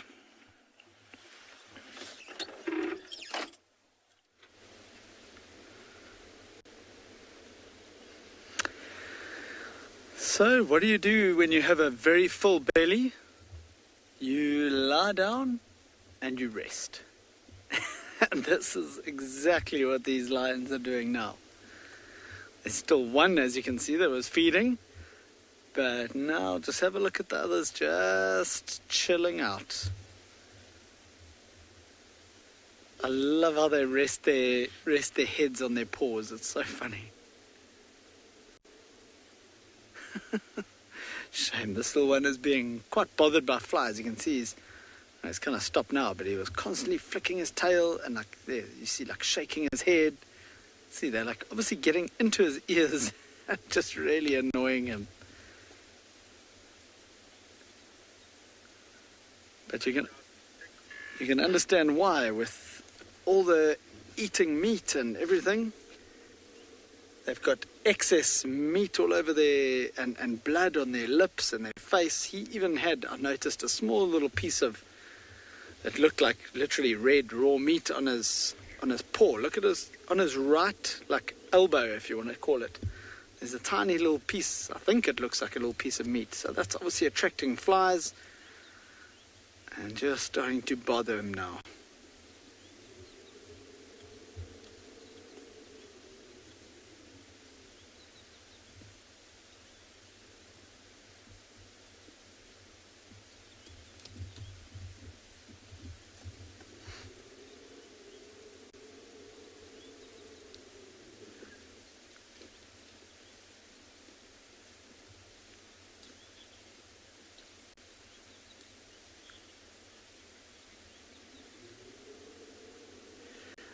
Veronica, no, I find that it's doesn't make any difference if you look at them directly in their eyes. They can definitely see that something is sitting in the vehicle, and they can see, and they make eye contact with you. But no, it's not.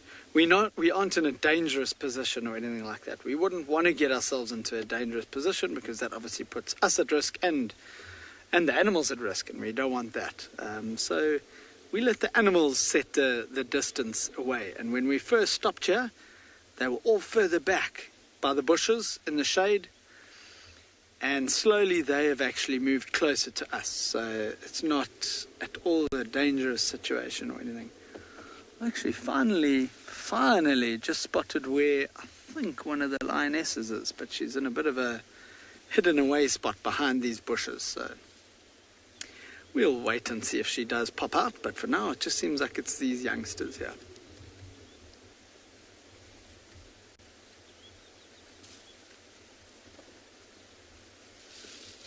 It's very interesting. I remember Dylan a while back was talking about the black coloration around the meerkat's eyes, and someone commented saying, or asked a question saying, is it like sunglasses? Helping to block a bit of the sun, and Dylan was saying yes, absolutely is, and that's all a theory, because now you look at like a nocturnal animal like these lions, and if you look just below that eye, they've got a beautiful little white patch, which technically, and I'm sure it does help, will reflect any light from the moon or anything like that into their eyes, which is going to give them a bit of an advantage over something like this wildebeest that they're busy eating. And I think, judging by how much they've eaten, it probably was last night that they killed it. Well, it wouldn't have been these youngsters, it would have been the lionesses, I'm sure. But yeah, as Dylan was saying back that time, it would be a very interesting section for a whole lot of research, this whole eye color, because I'm sure there'll be other theories for it as well. But for now, that's the most widely accepted theory anyway. Look at that, he's almost winking at us every now and then.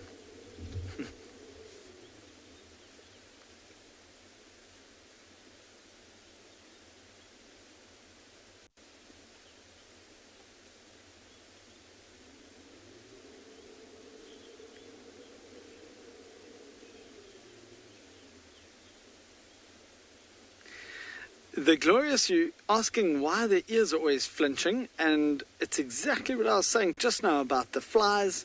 They're constantly flicking them away with their tails and by shaking their head, and even by like almost making their skin shake or shiver, which just gets the flies off. But the ears mainly, I'm sure the flies try and go into their ears, and that must be really annoying because they're super sensitive in there. So that flicking the ears like that just constantly helps to keep the flies out of them.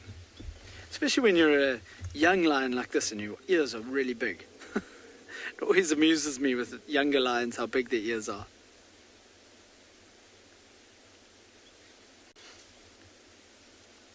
This is really incredible so far. I think I'm going to sit here a little while longer and see if these little lions get up to anything else.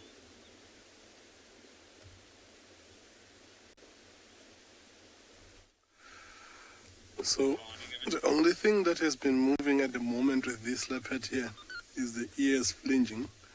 And on this particular leopard here at the moment, it looks like the ears has been flinging non-stop because it looks like there are quite a few flies that are bothering her. And she's been like flicking the ears to get rid of them.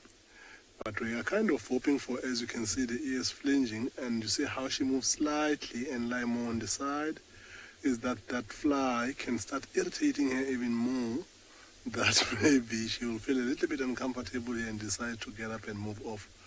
Look, after those flies that you can see buzzing around, she's slid onto the side, but it looks like she's also stretching at the same time. That maybe she might have had enough of this fly.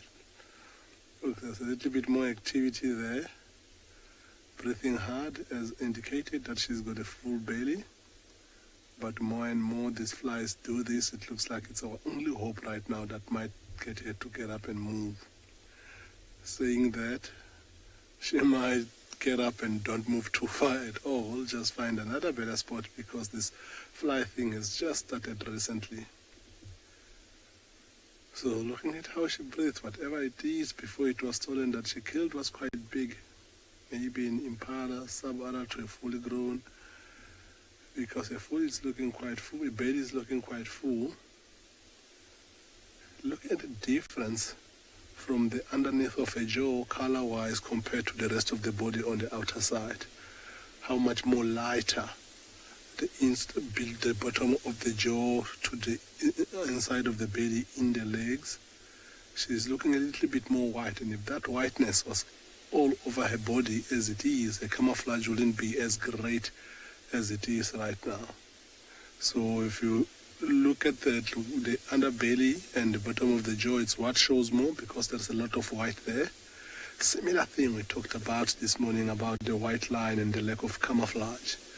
So the color white out here doesn't blend in with the environment as much as other colors can, which is why white is not really anyone's favorite color, or being in the bush, but hopefully they will make it work for themselves. But as for this leopard, that white is not something that will be a disadvantage, because if this leopard is up and about and moving, that's not what you see. There are some birds or some spare fowls behind us that are going crazy. Sounds like they're distress calling. They might cause a little bit more movement here. She might even go as far as putting the head up just so that she understands what's happening all over around the time. Because as sleepy as she is, and as much as she's got a full belly, if anything right now moves on the grass, both cases she needs to know, because it could either be one of two things, danger or food. In both cases, she needs to be aware and be able to plan properly and take action. It doesn't look like that bothered her that much. So she is busy trying to chase that fly that's going into her ear every few seconds or so. But hopefully she will get irritated and she's going to get up and move. There hasn't been worse for her as yet, because when it irritates her more, you'll see her trying to turn around and try to catch that fly, which she hasn't done so far. But yeah, those ears are working overtime at this moment in time.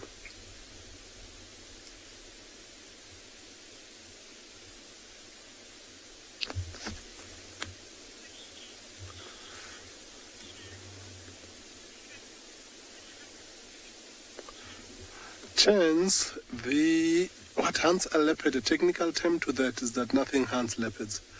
But the story behind is all predators are enemies of each other.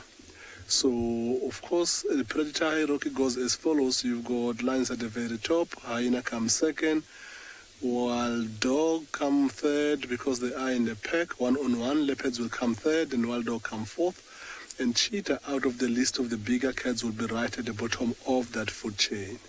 So all the other predators that are bigger than a leopard, like lions in particular or hyenas, if they see a leopard, they think in their heads if they can kill this leopard, it means that there will be less competition for food, which is the impalas and all the things that they hunt.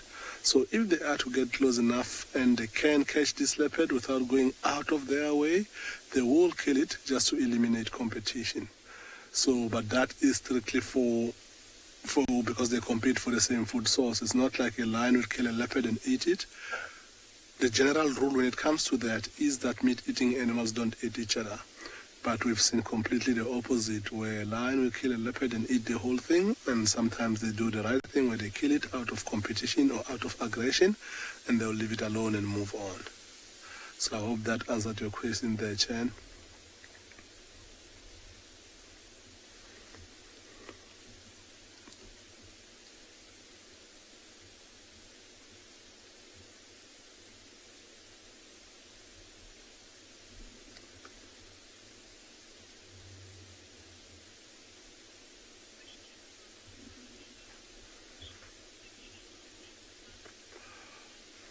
Zolo baby, not always, but at this moment in time, it doesn't look like the worst thing ever because he's still lying flat as he was. But yeah, it's sometimes to try and avoid that, because if she's slightly higher up, in particular if there's a carcass, if she's slightly higher up in a tree in the foliage of the leaves, there might be less flies up there. So she can get up and move into the tree for that, but that's not something that happens every single time she's being bothered by flies. There are so many flies out here that every time she is bothered with flies, if she is to climb the tree, she will not get time to do anything else. So she wouldn't technically be in a tree the whole time, no hunting, no marking of the territory and such things. So she still needs to do all of the above. So every now and again a flight could be a problem. But there's a chance that she might carry on staying here and just keep on twitching the ear, which doesn't take that much of her energy as she does that, and carry on sleeping here. I'm going to stay here a little bit longer. I'm interested to see which direction she's going to go from here and what she might want to do.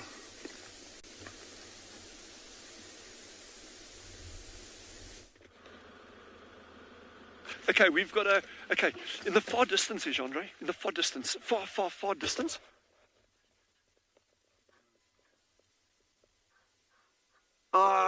It's a mongoose.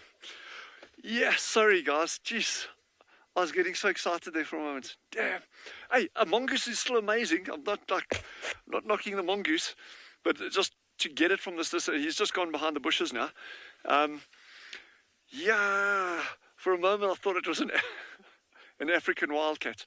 Incredibly similar animals. You know, one is about that long, the other one's about that long, totally different colors. But, you know, you make these mistakes every now and again. But anyway, so Jean and I, we're just moving very, very, very slowly through these open, flat areas, just cresting these dunes every now and again. And I'm still hoping for a sign of a cat out here. But you never know. You never know. Yeah. And the beauty is this time of day is when these things start moving. It's getting nice and cool now. And not just cats, aardwolf as well. I'm really keen on getting aardwolf. And these big open level areas between the dunes, what we call these dune valleys or dune streets, tend to be very good foraging grounds for aardwolf. So we'll keep our eyes peeled for them.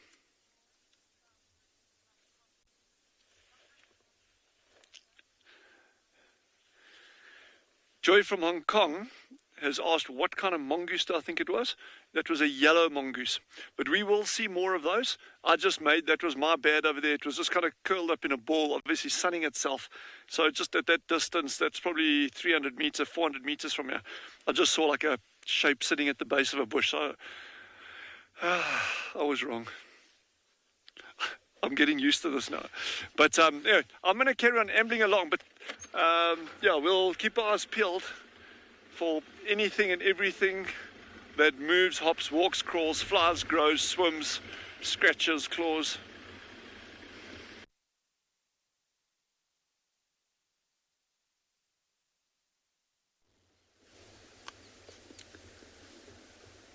Right, welcome back here to andBeyond Phinda Private Game Reserve with these very special little lines. Oh, look at the stretch, look at those claws.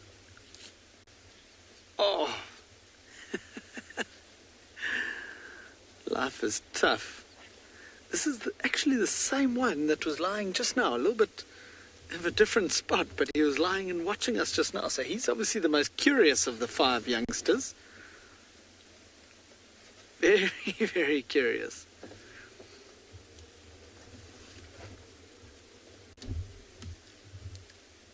So much yawning going on here and stretching. The sun is going to be down probably in the next 10 minutes or so, which means the temperature is going to drop. And if these lions weren't busy feeding on a wildebeest like they are, this is probably around about the time when there's going to be lots of yawning and stretching like they're doing now, but just getting themselves ready for a night out of hunting.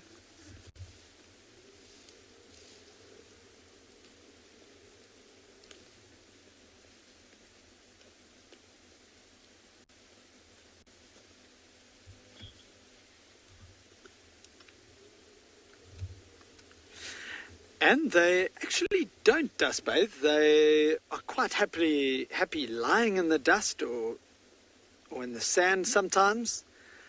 They're very happy lying in there, but they don't purposefully roll in it to get that sand or anything on them like a lot of other animals and even birds do.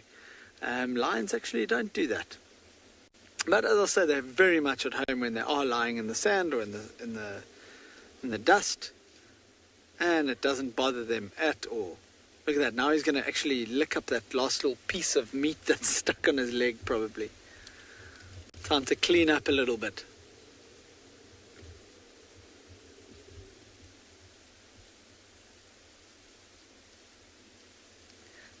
I love how when he's wiping his nose on his leg like that, how the little nose like wrinkles up.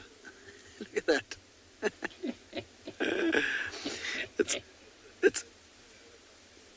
It's all these small little details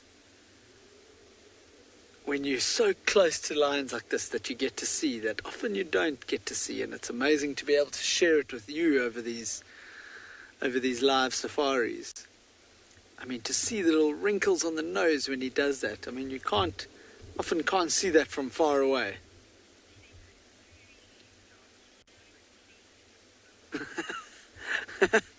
Kerry Lee, that's so funny that you had to say that, because when we were sitting here a few minutes ago and there were two lions yawning at the same time and I started yawning, and I actually turned and said to myself that the lion yawning is contagious. So now apparently it's contagious even through the video cameras and onto your TV.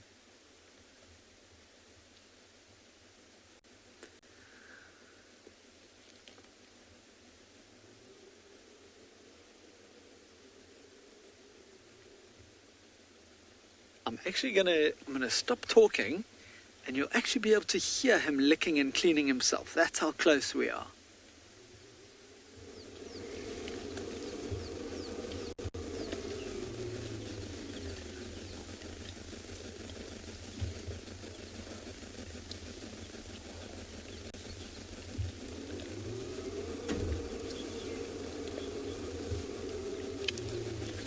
Yeah, it's a very faint sound. But these lions have got an extremely rough tongue with little, almost barbs on it.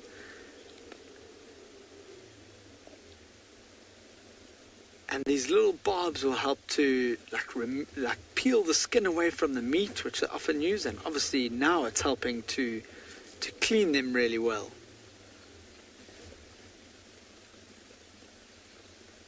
But it's a very, very faint sound.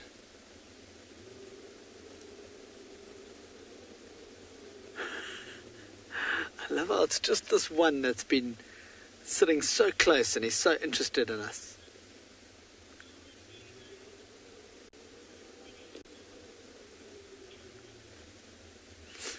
Cat's got my tongue. There are particular lions that just genetically are much bigger. Sometimes you see a male lion and it's got a huge, really thick mane. Sometimes they don't have such thick manes. Male lions visually, sometimes I've noticed, are smaller than others. So every now and then, but it's more connected to the genes. It just depends where their genes are from. and how big a male lion their father was, I suppose.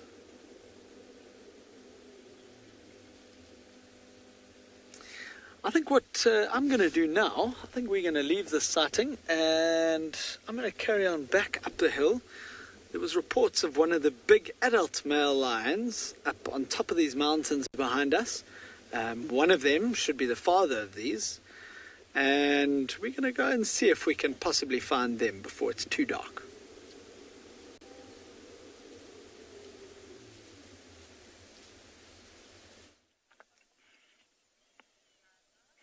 So from the largest of the social carnivores to the smallest, these are dwarf mongoose.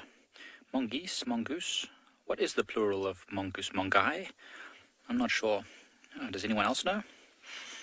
Remember to send your comments into #WildEarth if anyone knows the plural of mongoose. So these dwarf mongoose are sunning themselves before what is going to be a very cold night, if last night was anything to go by. They are social, as you saw, they were grooming each other. I'm sure this one's going to run off to be near its friends in a moment. Yep, there you go. So the dwarf mongoose are probably living in and around this small termite mound by this fallen knobthorn. But for now, they can be out and about. They've been out foraging the whole day. They are diurnal, meaning daytime active. At night, they'll go into the termite mound where they can be nice and warm and safe from all those larger predators. Remember, these are some of the very smallest of the carnivores that we have in southern Africa.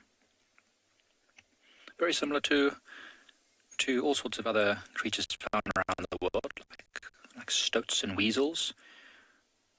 That little twitchy nose. It's sniffing on the air and watching us as well. You can surely hear my voice, even though it's got small ears. Very, very good sense of smell and hearing. So it definitely knows that we're here. Oh, you've gone down into the grass. So they're very, very small, and they forage around in this grassy area, as you can see, very, very well camouflaged as well. In fact, completely gone. We can hear them, though. Listen up.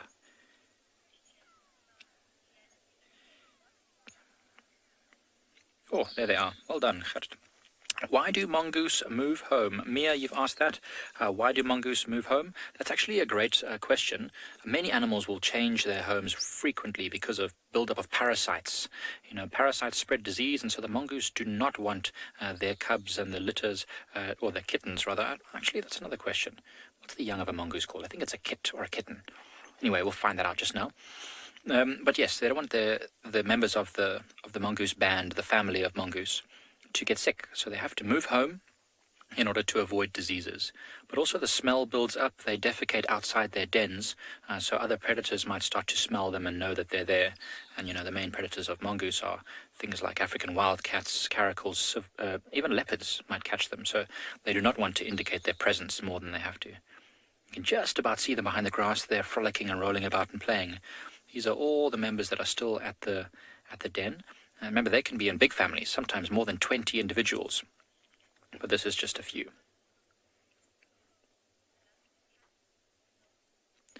Holly has asked if mongoose are similar to cats or dogs.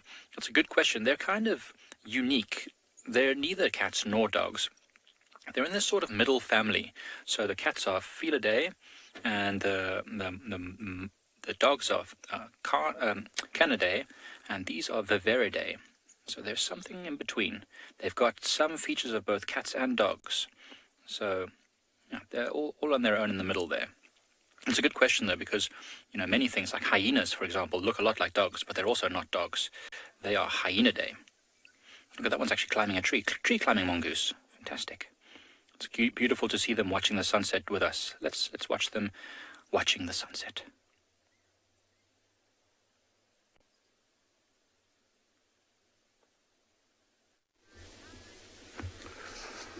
There's been a little bit of an improvement in our flat cat. You can see she's completely lying upside down. You can start seeing more the white that I was talking about earlier on. And all of this has been caused by the progress those flies have started doing. It looks like they've been bothering her more and more, and she's changed positions like that. Looks like purposefully to try and block the ears, because on the ears that's where those flies were buzzing around until she rolled over like that. So with the way she's lying down, kind of hoping that she will start moving soon.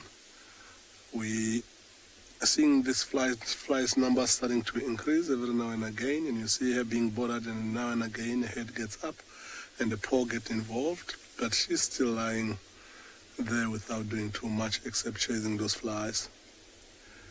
So looking at how big and powerful that front paw is looking, that's about to swat a fly. And she's starting slowly but surely to look like she's getting irritated. She's trying to bite these flies as well. It's a sound that's coming from a distance of jackals. Distress calling quite far away from where we are. Interesting to know what's bothering them wherever they are. It's difficult to say for sure where, but she's not responding to that sound whatsoever. I don't know if we should give her a little bit more time. Of course, there's a little bit more movement than there was earlier, but I think giving her another 5 minutes or so before we give up on her might be appropriate. And if she hasn't done anything in the next 5, maybe we'll have to cut our losses and quickly go visit our pride of lions that we had earlier on today to go see what they're up to. They might have come out of that thick bush, maybe nice in the open next to the waterhole. If we're lucky, maybe we might even get to see them drinking before they head out for the afternoon. So just to be fair on this leopard, after the hard work of our fellow friends that they've done, we're giving it 5 more minutes, and after that we're going to leave her alone if that's what she wants. If that's not what she wants, she's most likely to get up and start moving, if she understands English. But just joking with that, I don't think this bothers her at all.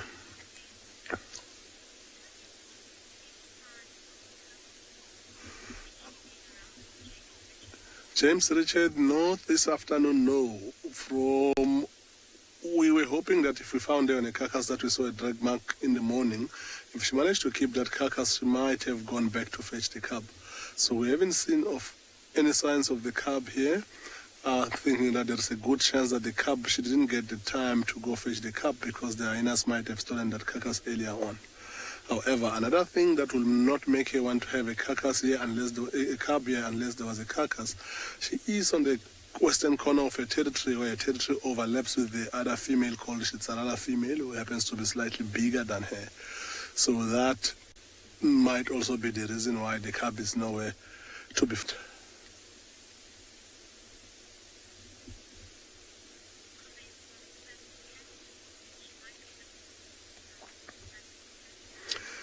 Kasi, looking at the amount of time we sat here and seeing absolutely no movement whatsoever except the ear twitching, I would love to agree with you because the belly is quite full. So yeah, hopefully she will get out of that food coma at some stage tonight and get to move around if she doesn't do it for us now while we're still here.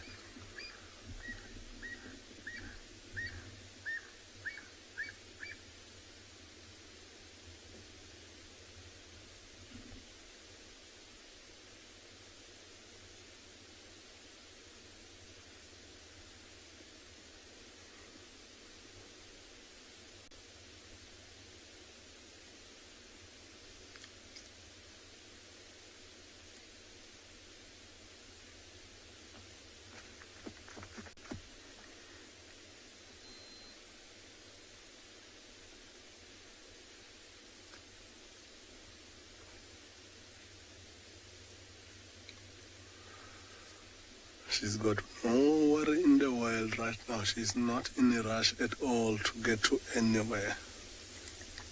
So I think we've got places to go and other things to see. I think we just need to cut our losses and go see what else we can find, and hoping to find her again maybe tomorrow.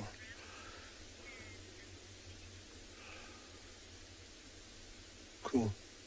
Leave her alone, see what else we can find. We're gonna go check up on our prize to see who is there and who is not there.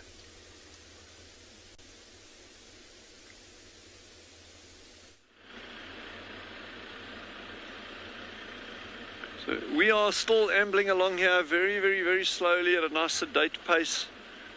Trying to find any of the smaller mammals that are typically nocturnal. but at this time of the year they'd actually start coming out during daylight hours. African wildcats, caracal, aardwolf, porcupines, that's another one, porcupines, mustn't forget those little guys.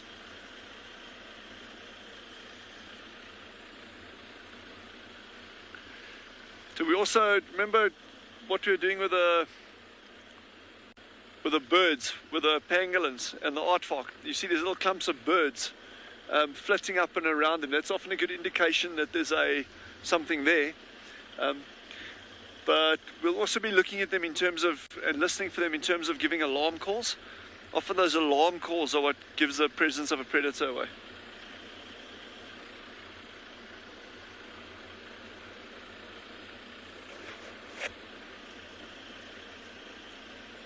And it's just patience, eh? Patience and covering ground nice and slowly. The ideal way is actually just to walk. There's a wildebeest on the right.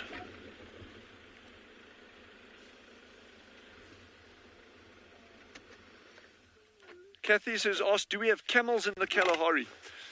We don't have camels, but it's very, very... Here's the wildebeest here, Jandre. Jandre was looking for the wildebeest. It is the Hendelbar. But we don't have camels in the Kalahari. But why I like that question is camels have actually been used in the Kalahari for a long, long time, probably for 100 years at least. Our research center on the reserve is actually an old police station. It's a converted police station. And there's been a police station on that site since the early 1900s. And it hasn't been used for 30 years as a police station. In fact, probably even a bit longer. But we use it as a research center now. But where I'm going with it, leading on from the question of the camels, is the police, they actually used to use camels in this region to do their patrols with. So it's a good question. Or we're going to leave this wildebeest to carry on grazing in happy grazing grounds.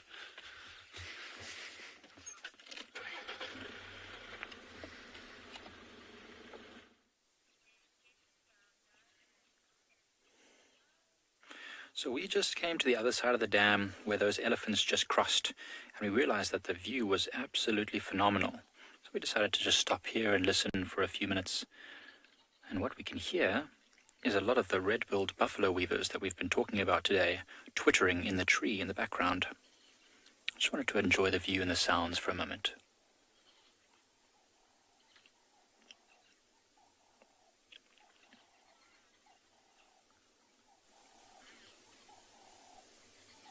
Such a beautiful change from the windy past few days to have this nice clear reflection as the sun sets. It's actually very sad to see the sun setting. Although it's very beautiful, it means the cold is about to arrive. And all the animals will start to head away from this waterhole to go up the hills to where the warm air rises. So the cold air will settle in these valleys and nothing will want to be down here. Very few animals will brave these cold dips. Absolutely stunning and beautiful. Sometimes it's good to just sit and wait at waterholes and watch the sunsets. You never know what might come to you. Sometimes we rush around so much in our daily lives that we forget to take in these moments. Just sit and listen and wait and let life happen around you. It's actually very calming, very peaceful, meditative.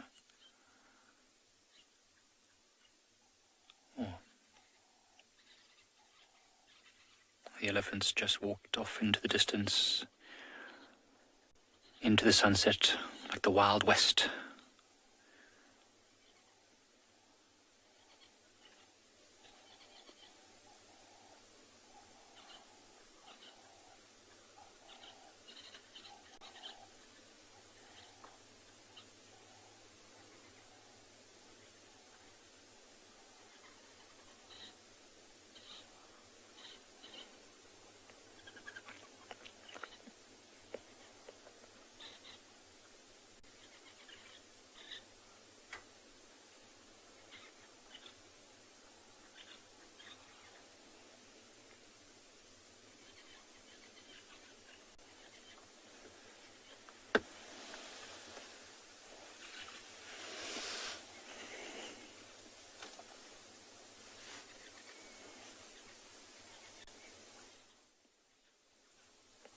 Beautiful.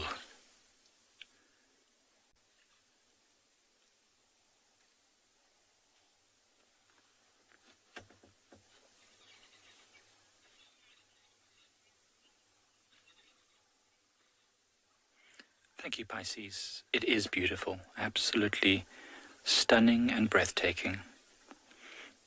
I could sit here all afternoon, string up a hammock, and just watch the world go by. In fact, I'm going to do that.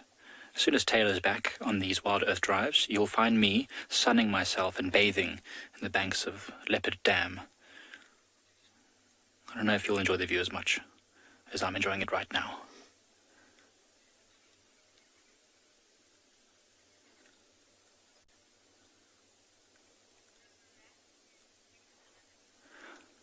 River rat, it is mesmerizing. It's like watching the flames on a campfire.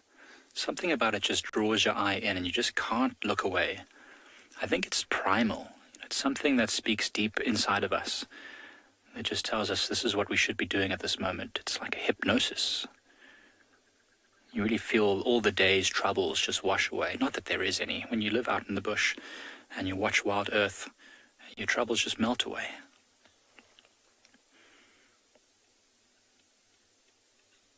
Doesn't get much better.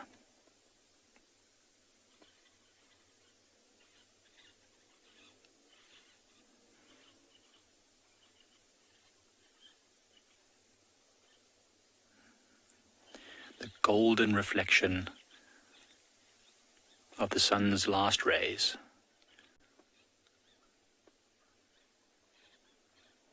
How often do you get to just sit and watch this? I lived in the UK for a long time, and I used to dream about African sunsets.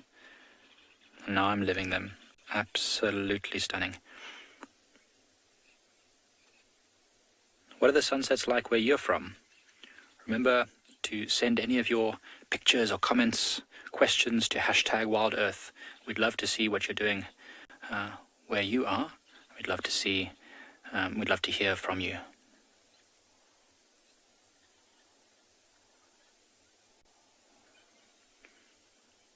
Every now and again you can just see little bubbles popping on the surface.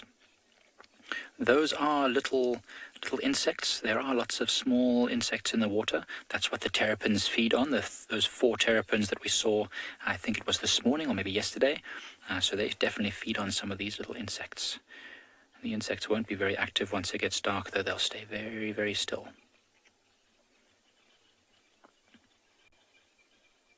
The terrapins certainly won't be active. They're cold-blooded, or they say cold-blooded. They get their heat from the environment, and when they're cold, they don't move much. So they're probably also just now enjoying this beautiful liquid gold sunset.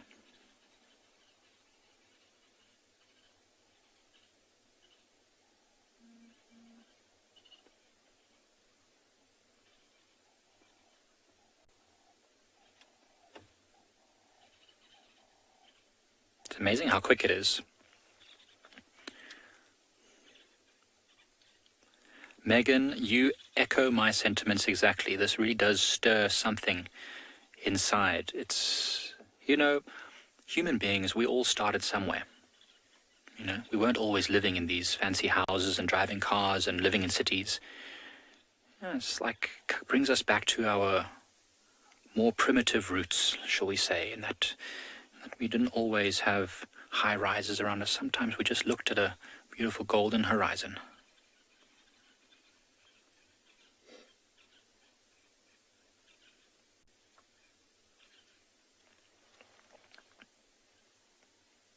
Well, we're going to watch the sunset as it slowly sinks beneath the horizon and gets darker, and just enjoy it.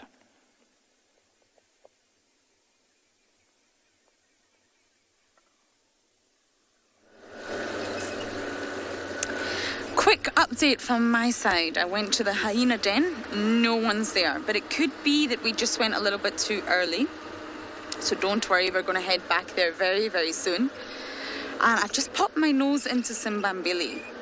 Why? Because we had an update that last night 2 leopards were mating outside of Simbambili's lodge. Now, they're not entirely sure who it was, but they believe the male was Hukamuri, and I think that would make the most sense for the male to be Hukamuri, and they wondered if the female was Tiani. Now, they said Hukamuri was heading east, which means he was heading towards our side. We've checked for tracks, and it doesn't appear that he's popped himself into Djuma, so we thought we would just... There's definitely tracks here. Bear with me, everyone, there's tracks everywhere. Yeah, there's definitely male leopard tracks here. Okay, I'm just going to keep going along this... Oh, sorry, Davy, I didn't realise you were framing them up.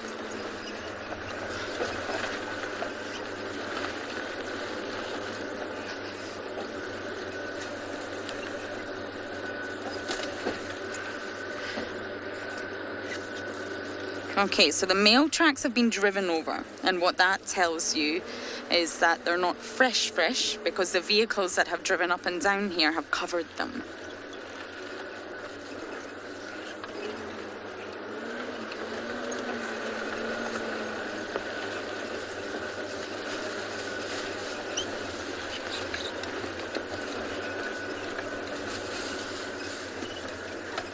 Kevin, you're asking, is there really a little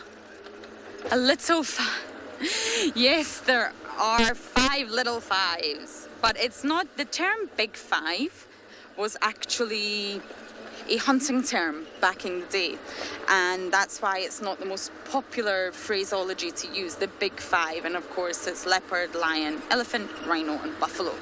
And now it's sort of evolved and it's more a tourism term. So when you talk about the big five, you do say it's what attracts the tourists to come to an area. I'm not even sure off my head I can name the little five, I'm afraid, but yes, micro and macro are both popular, and there are a little five. Now, sorry, I'm just going to pull over and see what I can do with these tracks. We don't have any more information, I'm afraid, which is slightly disappointing, but I thought it was worth it. You've got to try, you've got to take a risk, and that's why we're popping in to see if we can see signs of any leopard. But I think I'm going to do a U-turn here. It would be so good to catch up with Hukamuri. I know that many of you were worried about him, and he's absolutely fine. He's been spotted, people have spent time with him, and he's absolutely fine. He was injured, but he's healed up nicely after his battle with Moati.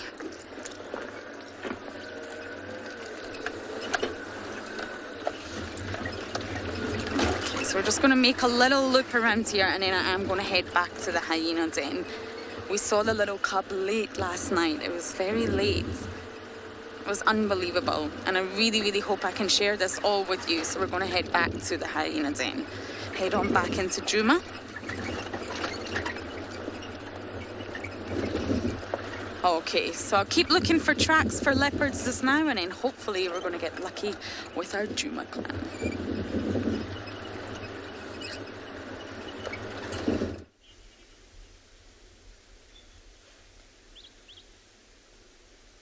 Well, welcome to this beautiful view now up over the mountains. If you were with us about 30 minutes ago, we left the Biola Pride of Lions down in the valley below us, and we wanted to come up onto this hillside because someone had seen a big adult male lion. Now, he was lying a little bit up on our right-hand side apparently, but he's moved down into these trees just below us. And we can actually hear him eating. Now, the last few days, this male lion has been eating a zebra, and he still is, but he's dragged it further down and into these bushes where we actually can't see him or can't get to him. It's quite a steep and rocky area, so we thought we'd show you this beautiful view in the meantime. So the sun went down probably 10 minutes ago, and it's always such a nice time of the day because you start getting the colours coming up into the clouds. You can see there's a few clouds in the distance there, not many in winter here in South Africa. But it's just such a beautiful view out over this area. And you know how when you take a when you see something incredible, an amazing view of mountains or something, and you take a photo and you try and explain it afterwards, and you show someone the picture, and you always say, I promise you it is even better when you were there. And it's, I'm sure, a little bit of the same thing. It's really incredible to see it even on a screen, but to be here and to kind of feel this cool winter's evening starting is really nice.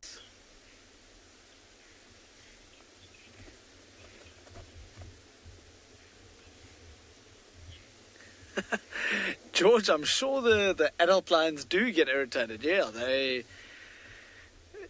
put all this effort and patience into stalking up close to something, and so often it happens that a young lion runs out too early, or like they just get bored and they start playing or something, and they end up messing up the hunt, and the wildebeest or zebra or whatever it is sees them and runs away far too early. And I'm sure they do get frustrated, but I guess it's all part of a learning curve, and as an adult lion, I guess they have to take that on, and they teach their cubs just the way their cubs watch them. Is always the best teaching.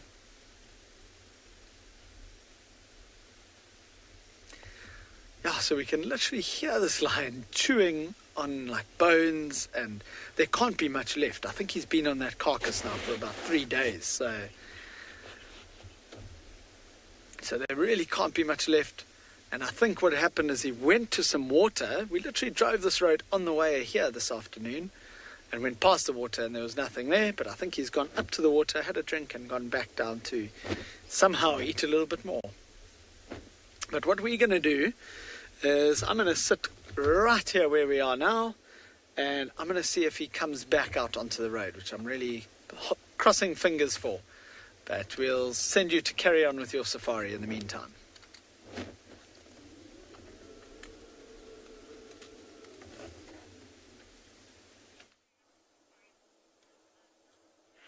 So we left the waterhole when we heard an elephant trumpeting in the distance, and here we've come to find this young bull. Not that young, maybe somewhere in its 20s, just feeding on these sparse sickle bushes. Of course, it was trumpeting, so maybe it's not in a great mood, and it wants to be away from any company. It's heading actually towards the waterhole, so it might just head towards the waterhole, and maybe we'll follow it. We'll see how it reacts. Oh no, it seems to be stopping. It was just looking at another tasty morsel. So this, lots of elephants on Pride lands at the moment. We watched those 3 bulls crossing the water, or 2 bulls crossing the water. Now there's this other young bull who's probably actually even part of the same group. They can communicate over huge distances. They've got something called infrasound, which are sounds very, very low, too low for us to even hear, where they can communicate. It's amazing. They've got these soft pads on the bottom of their feet that are able to feel the vibrations. Next time we see some elephants out in the open, we'll try and see if we can get some footage of them lifting up their feet, and you'll see they often hang their feet in the air whilst they think about what to do, gathering information through the vibrations that come through their feet. It's very, very interesting. As you can see, this elephant is just plucking branches of all these trees, often the trees that they don't actually like to feed on that often, just because that's all they have this time of year.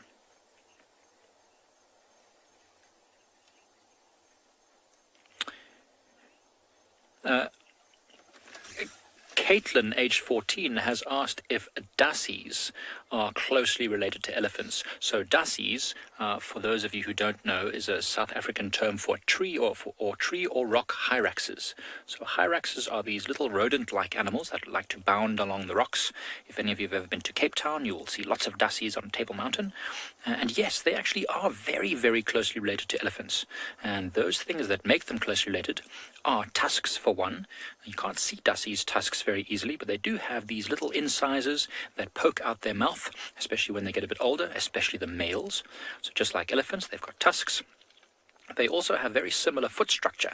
Although feet look quite similar, quite different, the bones inside are quite similar. And one of the other features that makes them very similar to elephants is the fact that they've got mammaries, the milk-producing glands, between the front legs. Like elephants, dassies and elephants both have the mammaries between the front legs. Whereas most other animals, you'll see, if you have pets, cats and dogs, you'll see those mammaries where the youngsters suckle are located between the back legs and on the belly. So elephants' mammaries are on their chest, I suppose you'd call it, between their front legs. So yes, Caitlin, they are very, very closely related. It's interesting, they're so small compared to elephants, but yes, very similar. Imagine a dussie that size. That'd be a terrifying thing. Jumping along the rocks, feeding on... So dassies eat also very similar food to elephants. They can eat leaves and branches and twigs and grass also. Sometimes they have to forage in the open grass, just like this elephant is doing when it's very dry. So, another question about what is an elephant's favorite food? Well, while we watch this elephant walking away, its favorite food is whatever's the best and softest and most nutritious at that time of year. I think they love to eat soft grasses, and they certainly love to eat marula fruits. In the summertime, in the springtime, they will literally walk from marula tree to marula tree, eating dozens, if not hundreds, of marula fruits in one single feeding session. Sometimes you find their dung just basically one giant pile of marulas. So they do love fruits, all sorts of fruits. So yes, an elephant's favorite food is probably marula fruits. So this elephant is not eating its favorite, it's eating some dried grasses and twigs. But hey, you got to do what you got to do.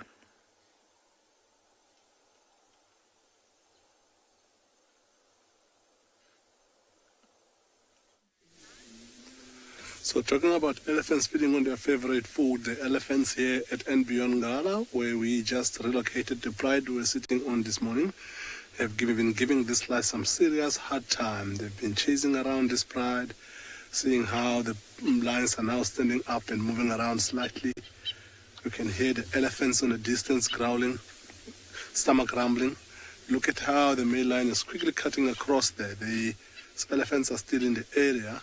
We're also parking in a way where, if needs be, depending on what those elephants do, we want to be able to start and move off quickly, because these elephants have been harassing these lions so much. We all know how lazy lions are, how after a full belly finishing on the zebra this morning, how they could all be sleeping flat, including the one roast male who is full of mud, but they're moving around a lot now because they've been chased around with these elephants. We don't know how long this is going to take, if these elephants have now left them to stay in peace. But if those elephants come back here, you'll see how quickly these lions are going to have to get out of their way. It looks like it's the whole herd of elephants. Every now and again you hear them breaking twigs on the background, but now the lions are starting to regroup. You can see we don't have the whole pride here. We only have one of the roast male and two adult lionesses. We shot another roast male and two other lionesses that were here in the morning. So let's stick around here. It looks like things might still get exciting, or this might be the time when they start settling down. Look at how quickly the roast male has gone flat onto his side, because imagine trying to run with that full belly running away from elephants. How much that would have taken from him. So the minute these elephants kind of slowing down, he goes to rest right away, and he might want to keep that position for a long time. In his head right now, he'll be hoping hard that that torture is over from these elephants. They've gone slightly quiet. You can hear him breathing hard, like this was hard work for him running around. But it was either that, or the elephants would have dealt with him. So he must be happy that he ran off. But look at how fat that stomach is looking. So these elephants must have chased them around a lot. At this moment in time, you can see an elephant, or if you look straight, I see an elephant coming back. It's a mother with calf. Look at how the lions are getting up, including the roast males getting up quickly and wanting to get away. Remember, I mentioned this morning and say that elephants will want to come down and have a drink, and the difficult thing for these lions to have peace if they are on the elephant's way. Where those elephants are heading, there is the rest of the pride, because here we've got only a few individuals, not the rest of the pride. But you can see how the roast male and one of the adult lionesses are not going to wait for this. They're just taking off. Listen to that. So they must be chasing all the other lions on the background where we can't see, but chances are that those lions are going to run back this way, or the elephants might come back this way. I don't want to start and drive around, end up getting in between the two. So we're going to stick around here and see if they come back.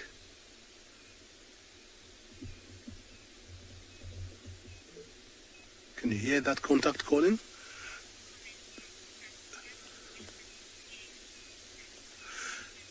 Sassy Kathy, yeah, elephants do scare all animals, but mostly they will be fine with other herbivores. They might not chase them around unless there is a competition for water during things like drought. Otherwise, the biggest things that elephants have got problem with is predators, starting from lions, hyenas, all the way down to cheetahs, because they're meat eaters. And them being meat eaters, it makes a complete enemy for them. As much as they're big and lions can't technically really hunt them in this area, but they will go out of their way to try and chase lions and other predators off. So technically speaking, elephants are the true kings of the jungle. They just don't get that title because they don't kill and eat. Listen to that.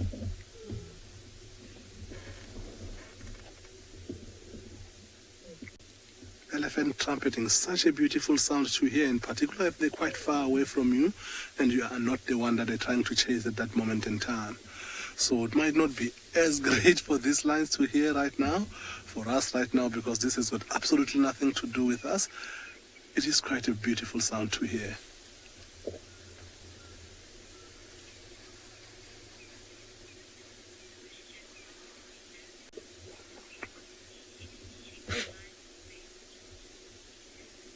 Sinek, yeah, a few times I've seen elephants chasing lions around, and lions will run around and dodge them. Lions are also quite fast, but the elephants can only do it for a short space of time, and they will eventually give up, because for them it's really to try and chase lions off their way to get to do whatever they wanted to do. But they're not going out of their way, because it's not like if they get them they will benefit too much from it.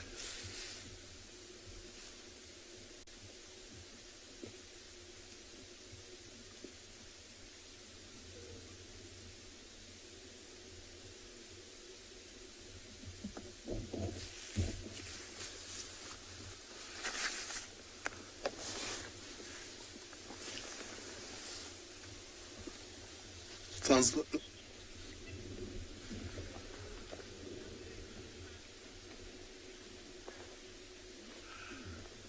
Nina moo, elephant's moo, trumpeting, it's one of the few sounds that we can hear when elephants communicate, but trumpeting in particular, it's a sign of aggression that something has irritated the elephants.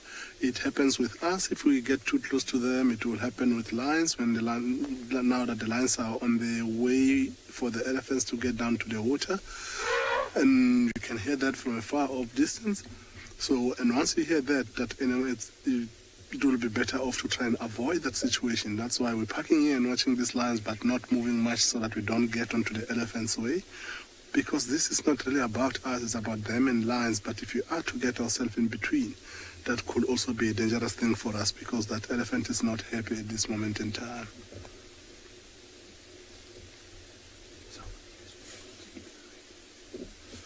So we're losing light slowly but surely. So what we're going to do, we're going to move into infrared to still be able to see these lions without really putting any light on them. And also in the meantime, by not doing so, we're also not going to disturb the elephants not to see the lions properly. The only thing that infrared is going to do on your screen right now, we're going to be changing into the color black and white, but we'll still be able to see as much as we see without having to disturb these animals that much.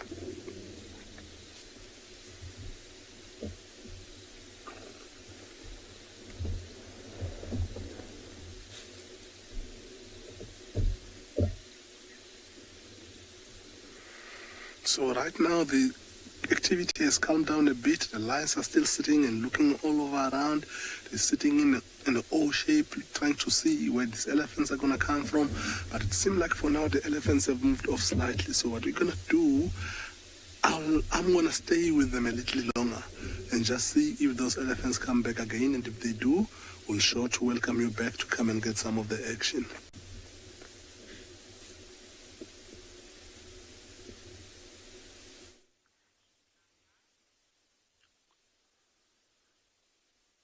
So, still no joy on our side in terms of specifics that I'm after. But it's just a beautiful afternoon out here. And I know I keep saying that, but I think it just gets better every single day. Certainly for me.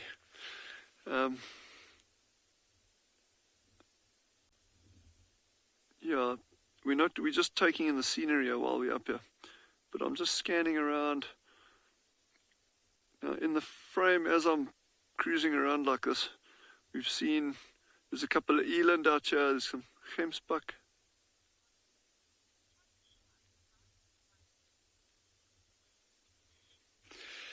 Shinzi has asked, there's a person after my own heart. So Shinzi has asked, can we show them the mountains one day?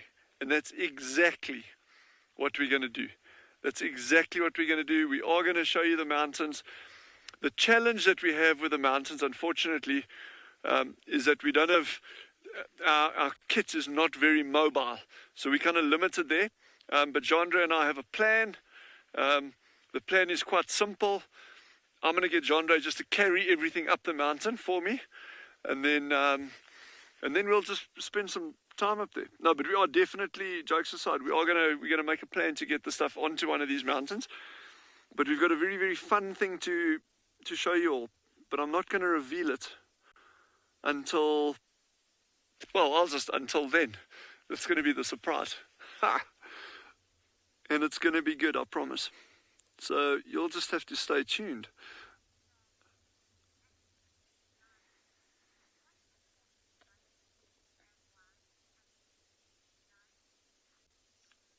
Anthony, age 9, has just asked, what animal would I like to see and why?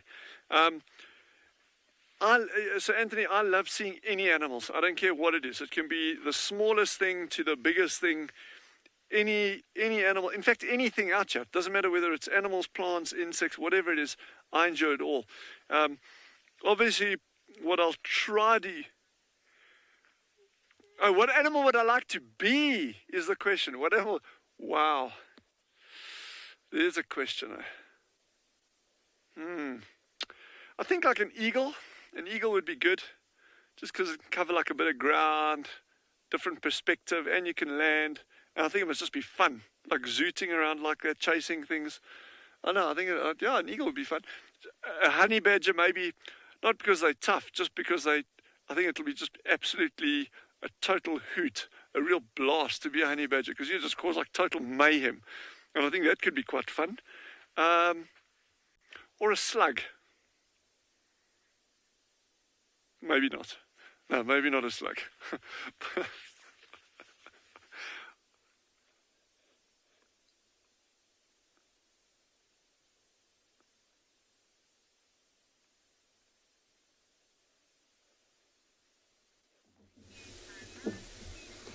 So it sounds like the elephants have moved off. We can still hear them on a far off distance. Lines that we have are starting to relax a little bit more, but because they were all scattered everywhere, we're starting to hear them contact calling slowly but surely. It sounds like they're trying to reunite and regroup with the rest of the members that were chased completely off away from here by these elephants. You can hear this contact call there. I'm going to keep quiet and listen to them contact call. They might go loud. That's such a beautiful sound.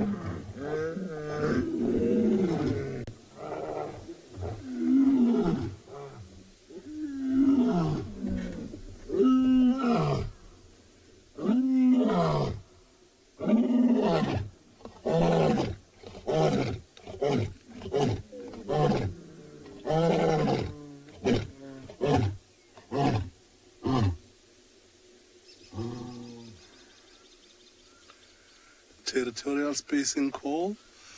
Often it's only the males that you hear making the sounds, but the whole pride joined up, starting from the female to the sub-adult cubs. And as they do that, the rest of the pride that were a little bit further away, that ran away from the elephants, they're coming back running to come and join the rest of the pride. So they started quite nice and early this evening, starting to roar. We're going to stick around with them. This is going to be phenomenal. They might carry on running for most of the time while we are with them here, and maybe they might call more into the evening. So while they do that, they telling all the other lions close to the area about this territory being taken and just making sure that they avoid unnecessarily fighting. With their sound that they're making, that sounds in our own ears can be heard anything up to about 5 to 7 kilometers easily, but with lions, because they've got much more acute hearing than ours, that sounds can travel up to about 10 kilometers. So with that, if a lion is hearing these sounds and is not willing to come and challenge these guys, he will not come anywhere close to here. Oh, look at that. Surprise, surprise, the young male is back.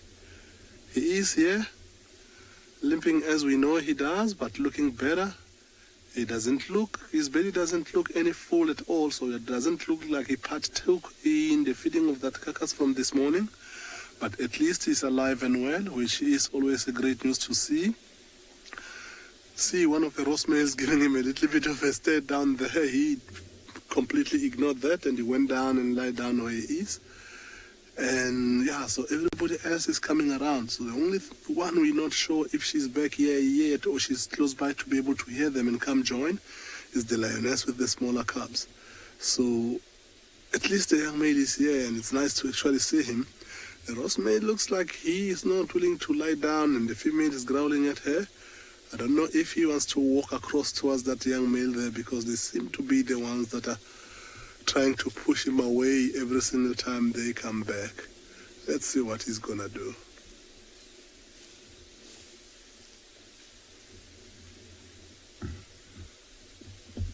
Decided to lie down. I'll be very surprised if he takes more steps than he's supposed to, because right now with a full belly, running away from the elephants and now roaring, all of those stuff that he just did, just too much energy consuming for him. So he will try and rest as much as he can, because the other thing, remember from this morning, this lioness, if they get up and move, he's gonna have to try and keep up, otherwise he doesn't know when next he's gonna find them. So he is gonna try and maximize saving energy where he can. He won't even try to go after that male right now. So let's sit around and see what else they do.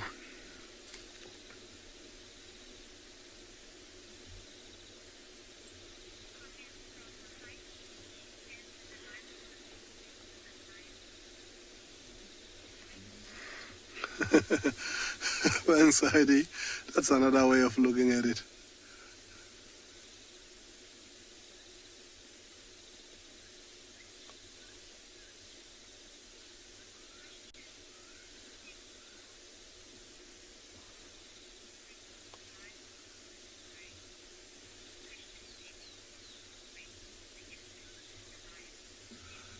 So Debbie, the roaring, the elephants will be able to hear these sounds, but they won't necessarily, if it's completely out of their way and too far, they're not going to respond to this sound. So for them, this sound doesn't mean much, because it can be heard for quite a long distance. But however, this sound counts more, and it's very important for other lions in particular to actually know that there is other lions here that are occupying this area, and they're still feeling healthy and strong. So that those other lions, if they're not willing to challenge this particular pride of lions here, they mustn't even try to come this way. They will completely stay out.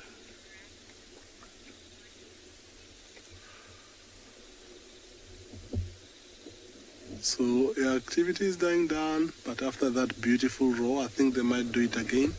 I'm going to stick around for a little while and possibly welcome you back for one last time to hear them if they are roaring again.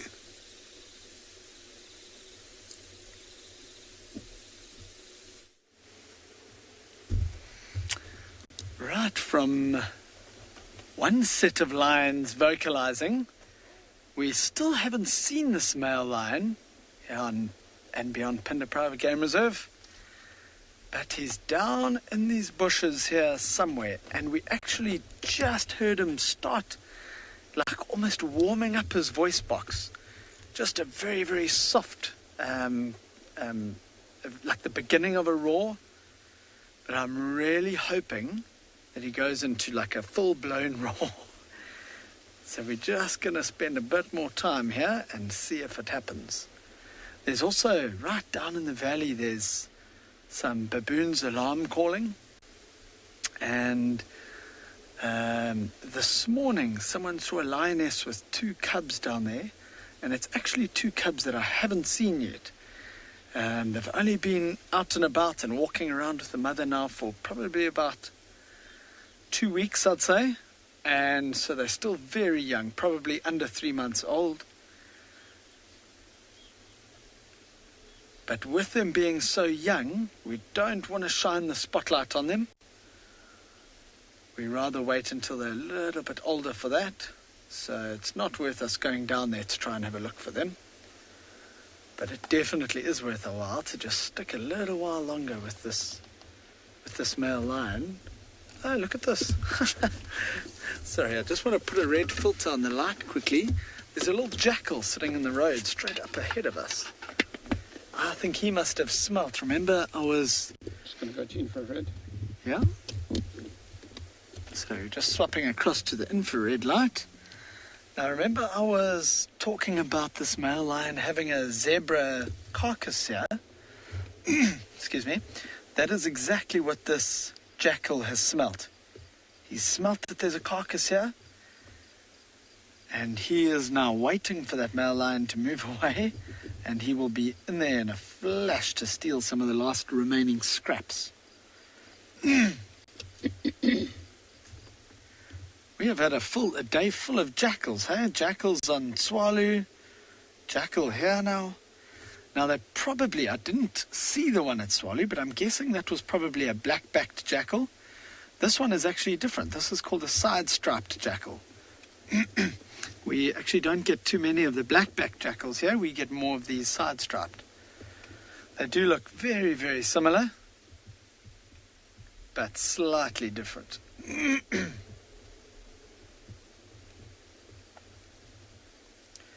Okay, I'm going to take the light off of him just because he's moving down towards where that lion is. And obviously if we're shining the light on the jackal, it'll make it easier for the lion to see him, and then we're putting the jackal at risk. And we don't want that. So we'll keep the light off him since he's gone close there. And we'll carry on looking at this beautiful skyline.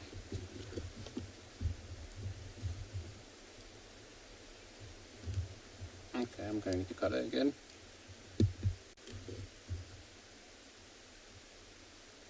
Look at those beautiful colors in the sky now. It's getting very dark, so I'm sure you'll be able to see. I can hardly even see around us here, but the moon is about 3/4 or so full. Should be full in the next couple of days. So I think it'll probably be quite a bright night tonight.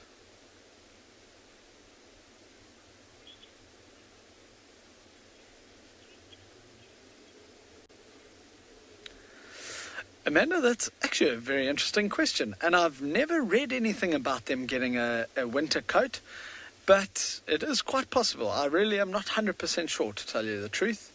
But as I say, I've never heard of that happening. But I think it would probably help animals out here, especially this area where we are here. As soon as you come over here in the morning, it's, well, relatively speaking, it's warm on that side. And then as you drop down into this valley here, it gets icy, icy cold. Like it must drop a good few degrees centigrade. Just having a quick scan here, see if that lion is out. No, it doesn't seem like this lion has still come out. So we'll spend a little bit more time here and see if he does pop out.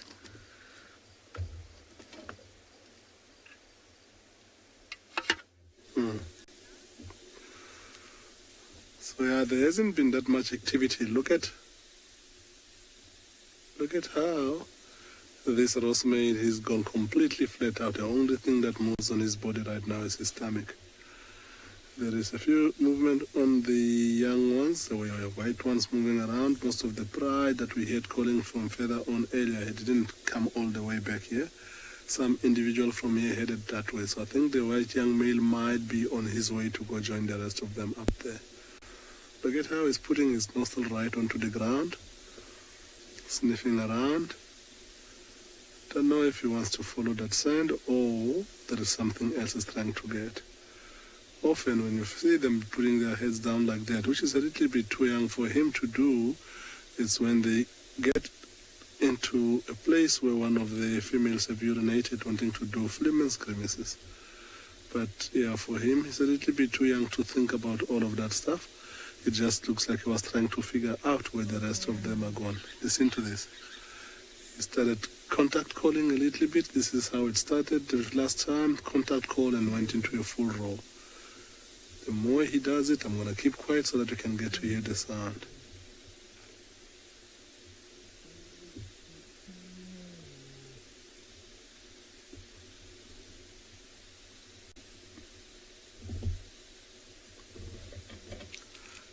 Such a beautiful sound, eh? So this time around, it doesn't sound like the rest of them wanted to respond to anything he wants to say.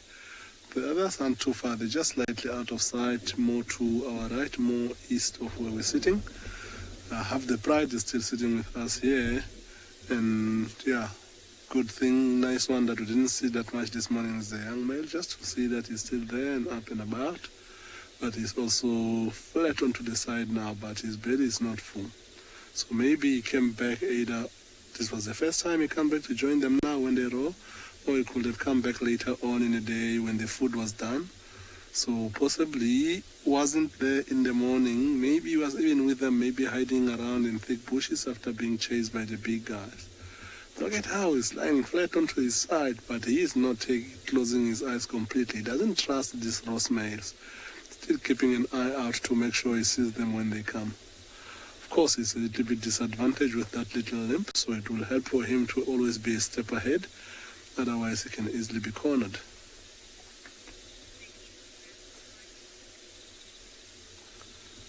So, yeah, it's getting dark. We're almost at the end of the drive. We're going to sit a little bit longer here. I'm going to sit a little bit longer here and see what unfolds. But for in case we...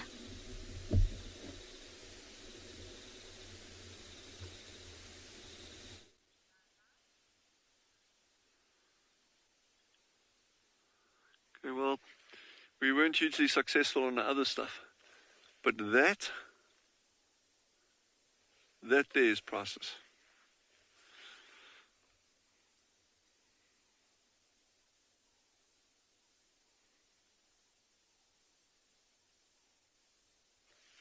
I'm just going to keep quiet now and just enjoy this moment, just as it is.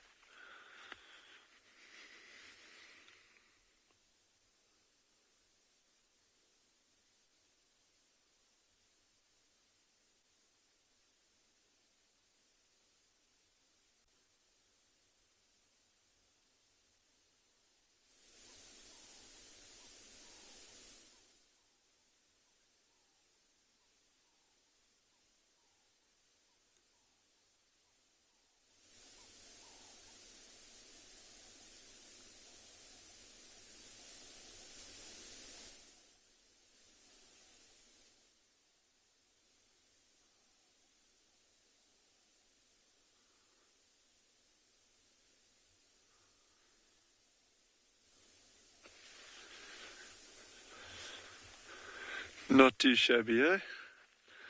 That's what it's about. Nothing like an African sunset.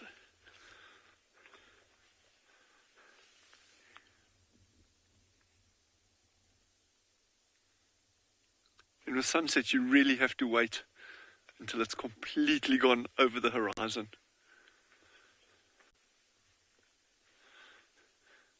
Yeah, David says African sunsets never get old. And they don't. They really, really, really don't.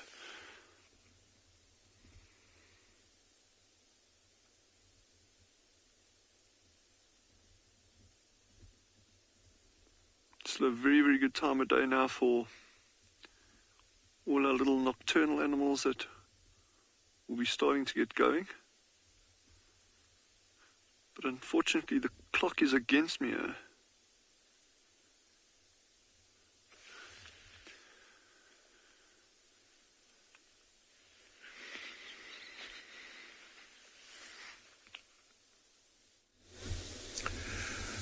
Agree 100%. African sunset never gets old. We're sitting here in a pitch darkness, and without the infrared, we wouldn't even see these lines that we're sitting with. But if you look slightly onto the horizon, you just see that beautiful sort of red light coming up. This female next to us that started roaring earlier on, she tried to start it again and nobody responded, and now she just made another sound. I don't know if she actually gonna roar again, but all the other ones have been seriously quiet right now. So if you look up in the trees from a distance, which will be difficult to see for you with this light now, on the distance there you can see that there are vultures perching up in the trees. And of course vultures came because of the kills there was in this area this morning. There is still a little bit left of the hyenas as we saw coming in, but this is a bad time for these vultures to want to go down for that. So they're most likely to spend the night in this area, and if the lines move on, the first thing in the morning, those vultures will come down if those hyena carcasses are still in the area. But look at how beautiful. You're not really seeing the light because of the color, because of the infrared, but the sunset is just beautiful from where we are, and it's getting dark by a minute. So, and it's starting to cool off again, so tonight and tomorrow morning might be quite a nice chilly morning again, but it will be well worth our while to see what these lines are going to do throughout the night, how far they're going to go. This time of the year, like the last week, these lines overnight, they've been covering distances of more than 15-20 kilometers that easily. What I don't know if it's possible tonight is to walk that far, in particular with the rosemale having their bellies as full as they are. But that might be a gap for this female if the rosemales don't want to keep up, to actually lose them again, so that if they kill something, they can actually get to it. Look at this lioness. She's looking in great condition, but her belly is not looking anywhere close to as full as the rosemales are. So for the rest of the pride, I don't think walking that distance as they usually do will be a problem. And this is a habit that they have, that at this time of the year, because of the scarceness of food and how animals have to move distances to get to water, this pride tend to cover some serious long distances overnight. So it will be interesting tomorrow morning to see how far they would have moved, and maybe we'll try and catch up with them tomorrow morning again on our sunrise drive and see. I'm going to hold off speaking for now. This lion sounds like she's going to roar again.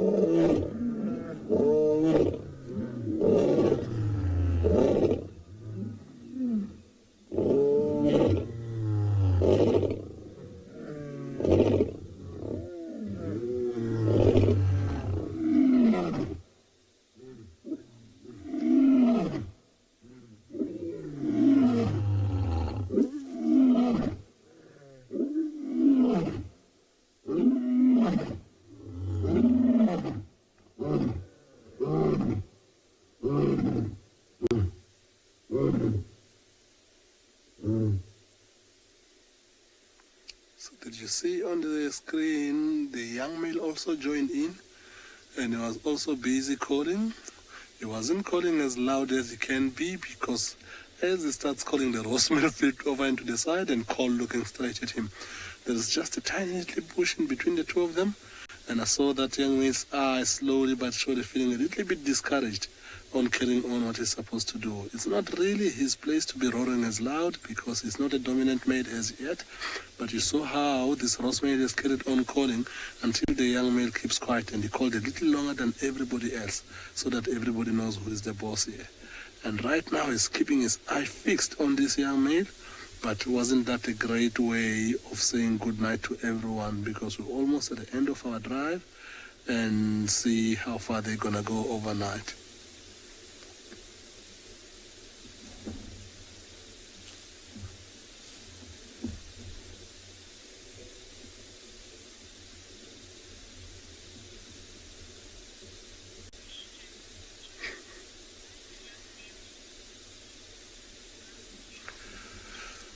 Giraffe girl, between the Ross male and the young male, there's literally at least 4 meters tops. So they're not far away from each other at all. There is just that one little bush in between the two of them and a little bit of a distance there. So if the Ross male is to get up and jump 2-3 steps, he will be on top of the young male right there and then, which I think is why the young male is not taking his eyes off this guy. There is no trust there, and there is no love lost at all. So they are very, very close to each other right now.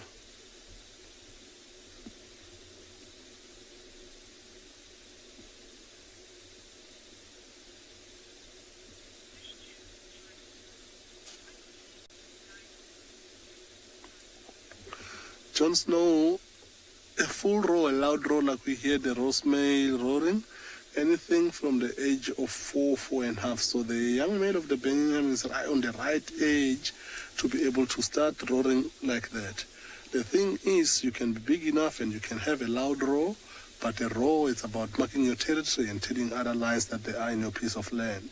Whereas for this young Birmingham male, he doesn't have a territory of his own yet. So when he tries to call like that, it is a direct competition to the Ross males, because they're thinking that he is now becoming competition onto their side, and that will make them even want him to leave quicker than, or make them even more aggressive towards him than they've been before, because he is starting to challenge them. So when they're young, they can imitate trying to roar with the rest of the pride, but their vocal cords aren't really fully developed as such to be as loud as the adults will be, and their lung capacity on that time is not as great. So that's why for young ones, as much as they try, they won't be as loud as the bigger guys. But once you've grown and you've developed all the vocal cords and your lung capacity is really huge and you are a dominant male, the sky is the limit. You can roar as loud as you want, as long as no one else wants to compete you'll be fine. You're telling other lions to stay away from your area, and that works, and just to avoid unnecessary fighting. At the same time, if you call roar as loud and somebody else feels that they need the piece of land that you are on and that they can take you on, you are telling them where you are so that you can invite them to come and challenge you in that matter. So that sound, as great as it sounds, and it's a beautiful sound to hear, and as far as I'm concerned, it's possibly one of the most beautiful sounds you can hear in the bush, can be a good or a bad thing. So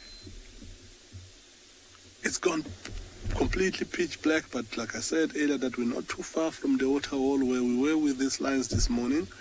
We could hear water splashing every now and again behind us. What we don't know is that the elephants have finally managed to walk around to go and have a drink, but it could also be the hippos that are getting ready to go out for their evening graze. Remember this morning before we spotted that lion from the distance, which some claimed that it was a young male, which I don't disagree with. They were already back in, so they must be starting to feel hungry. And the same thing that the elephants did, the hippo is quite a big mammal. If they come out this way and have to walk through these lines to be able to get to where they're going to go graze, they might wake these lines up and chase them off their way, and then they'll start carrying on with their evening. They will go as far as they can and try and get as much grass as much as possible, and they will disappear into the evening to go graze. So I think we have a fantastic session today. This afternoon drive was such a success, and we welcome you back tomorrow morning to try and stick with us, and maybe we'll look for the pride again and see how it goes. Good night, everybody.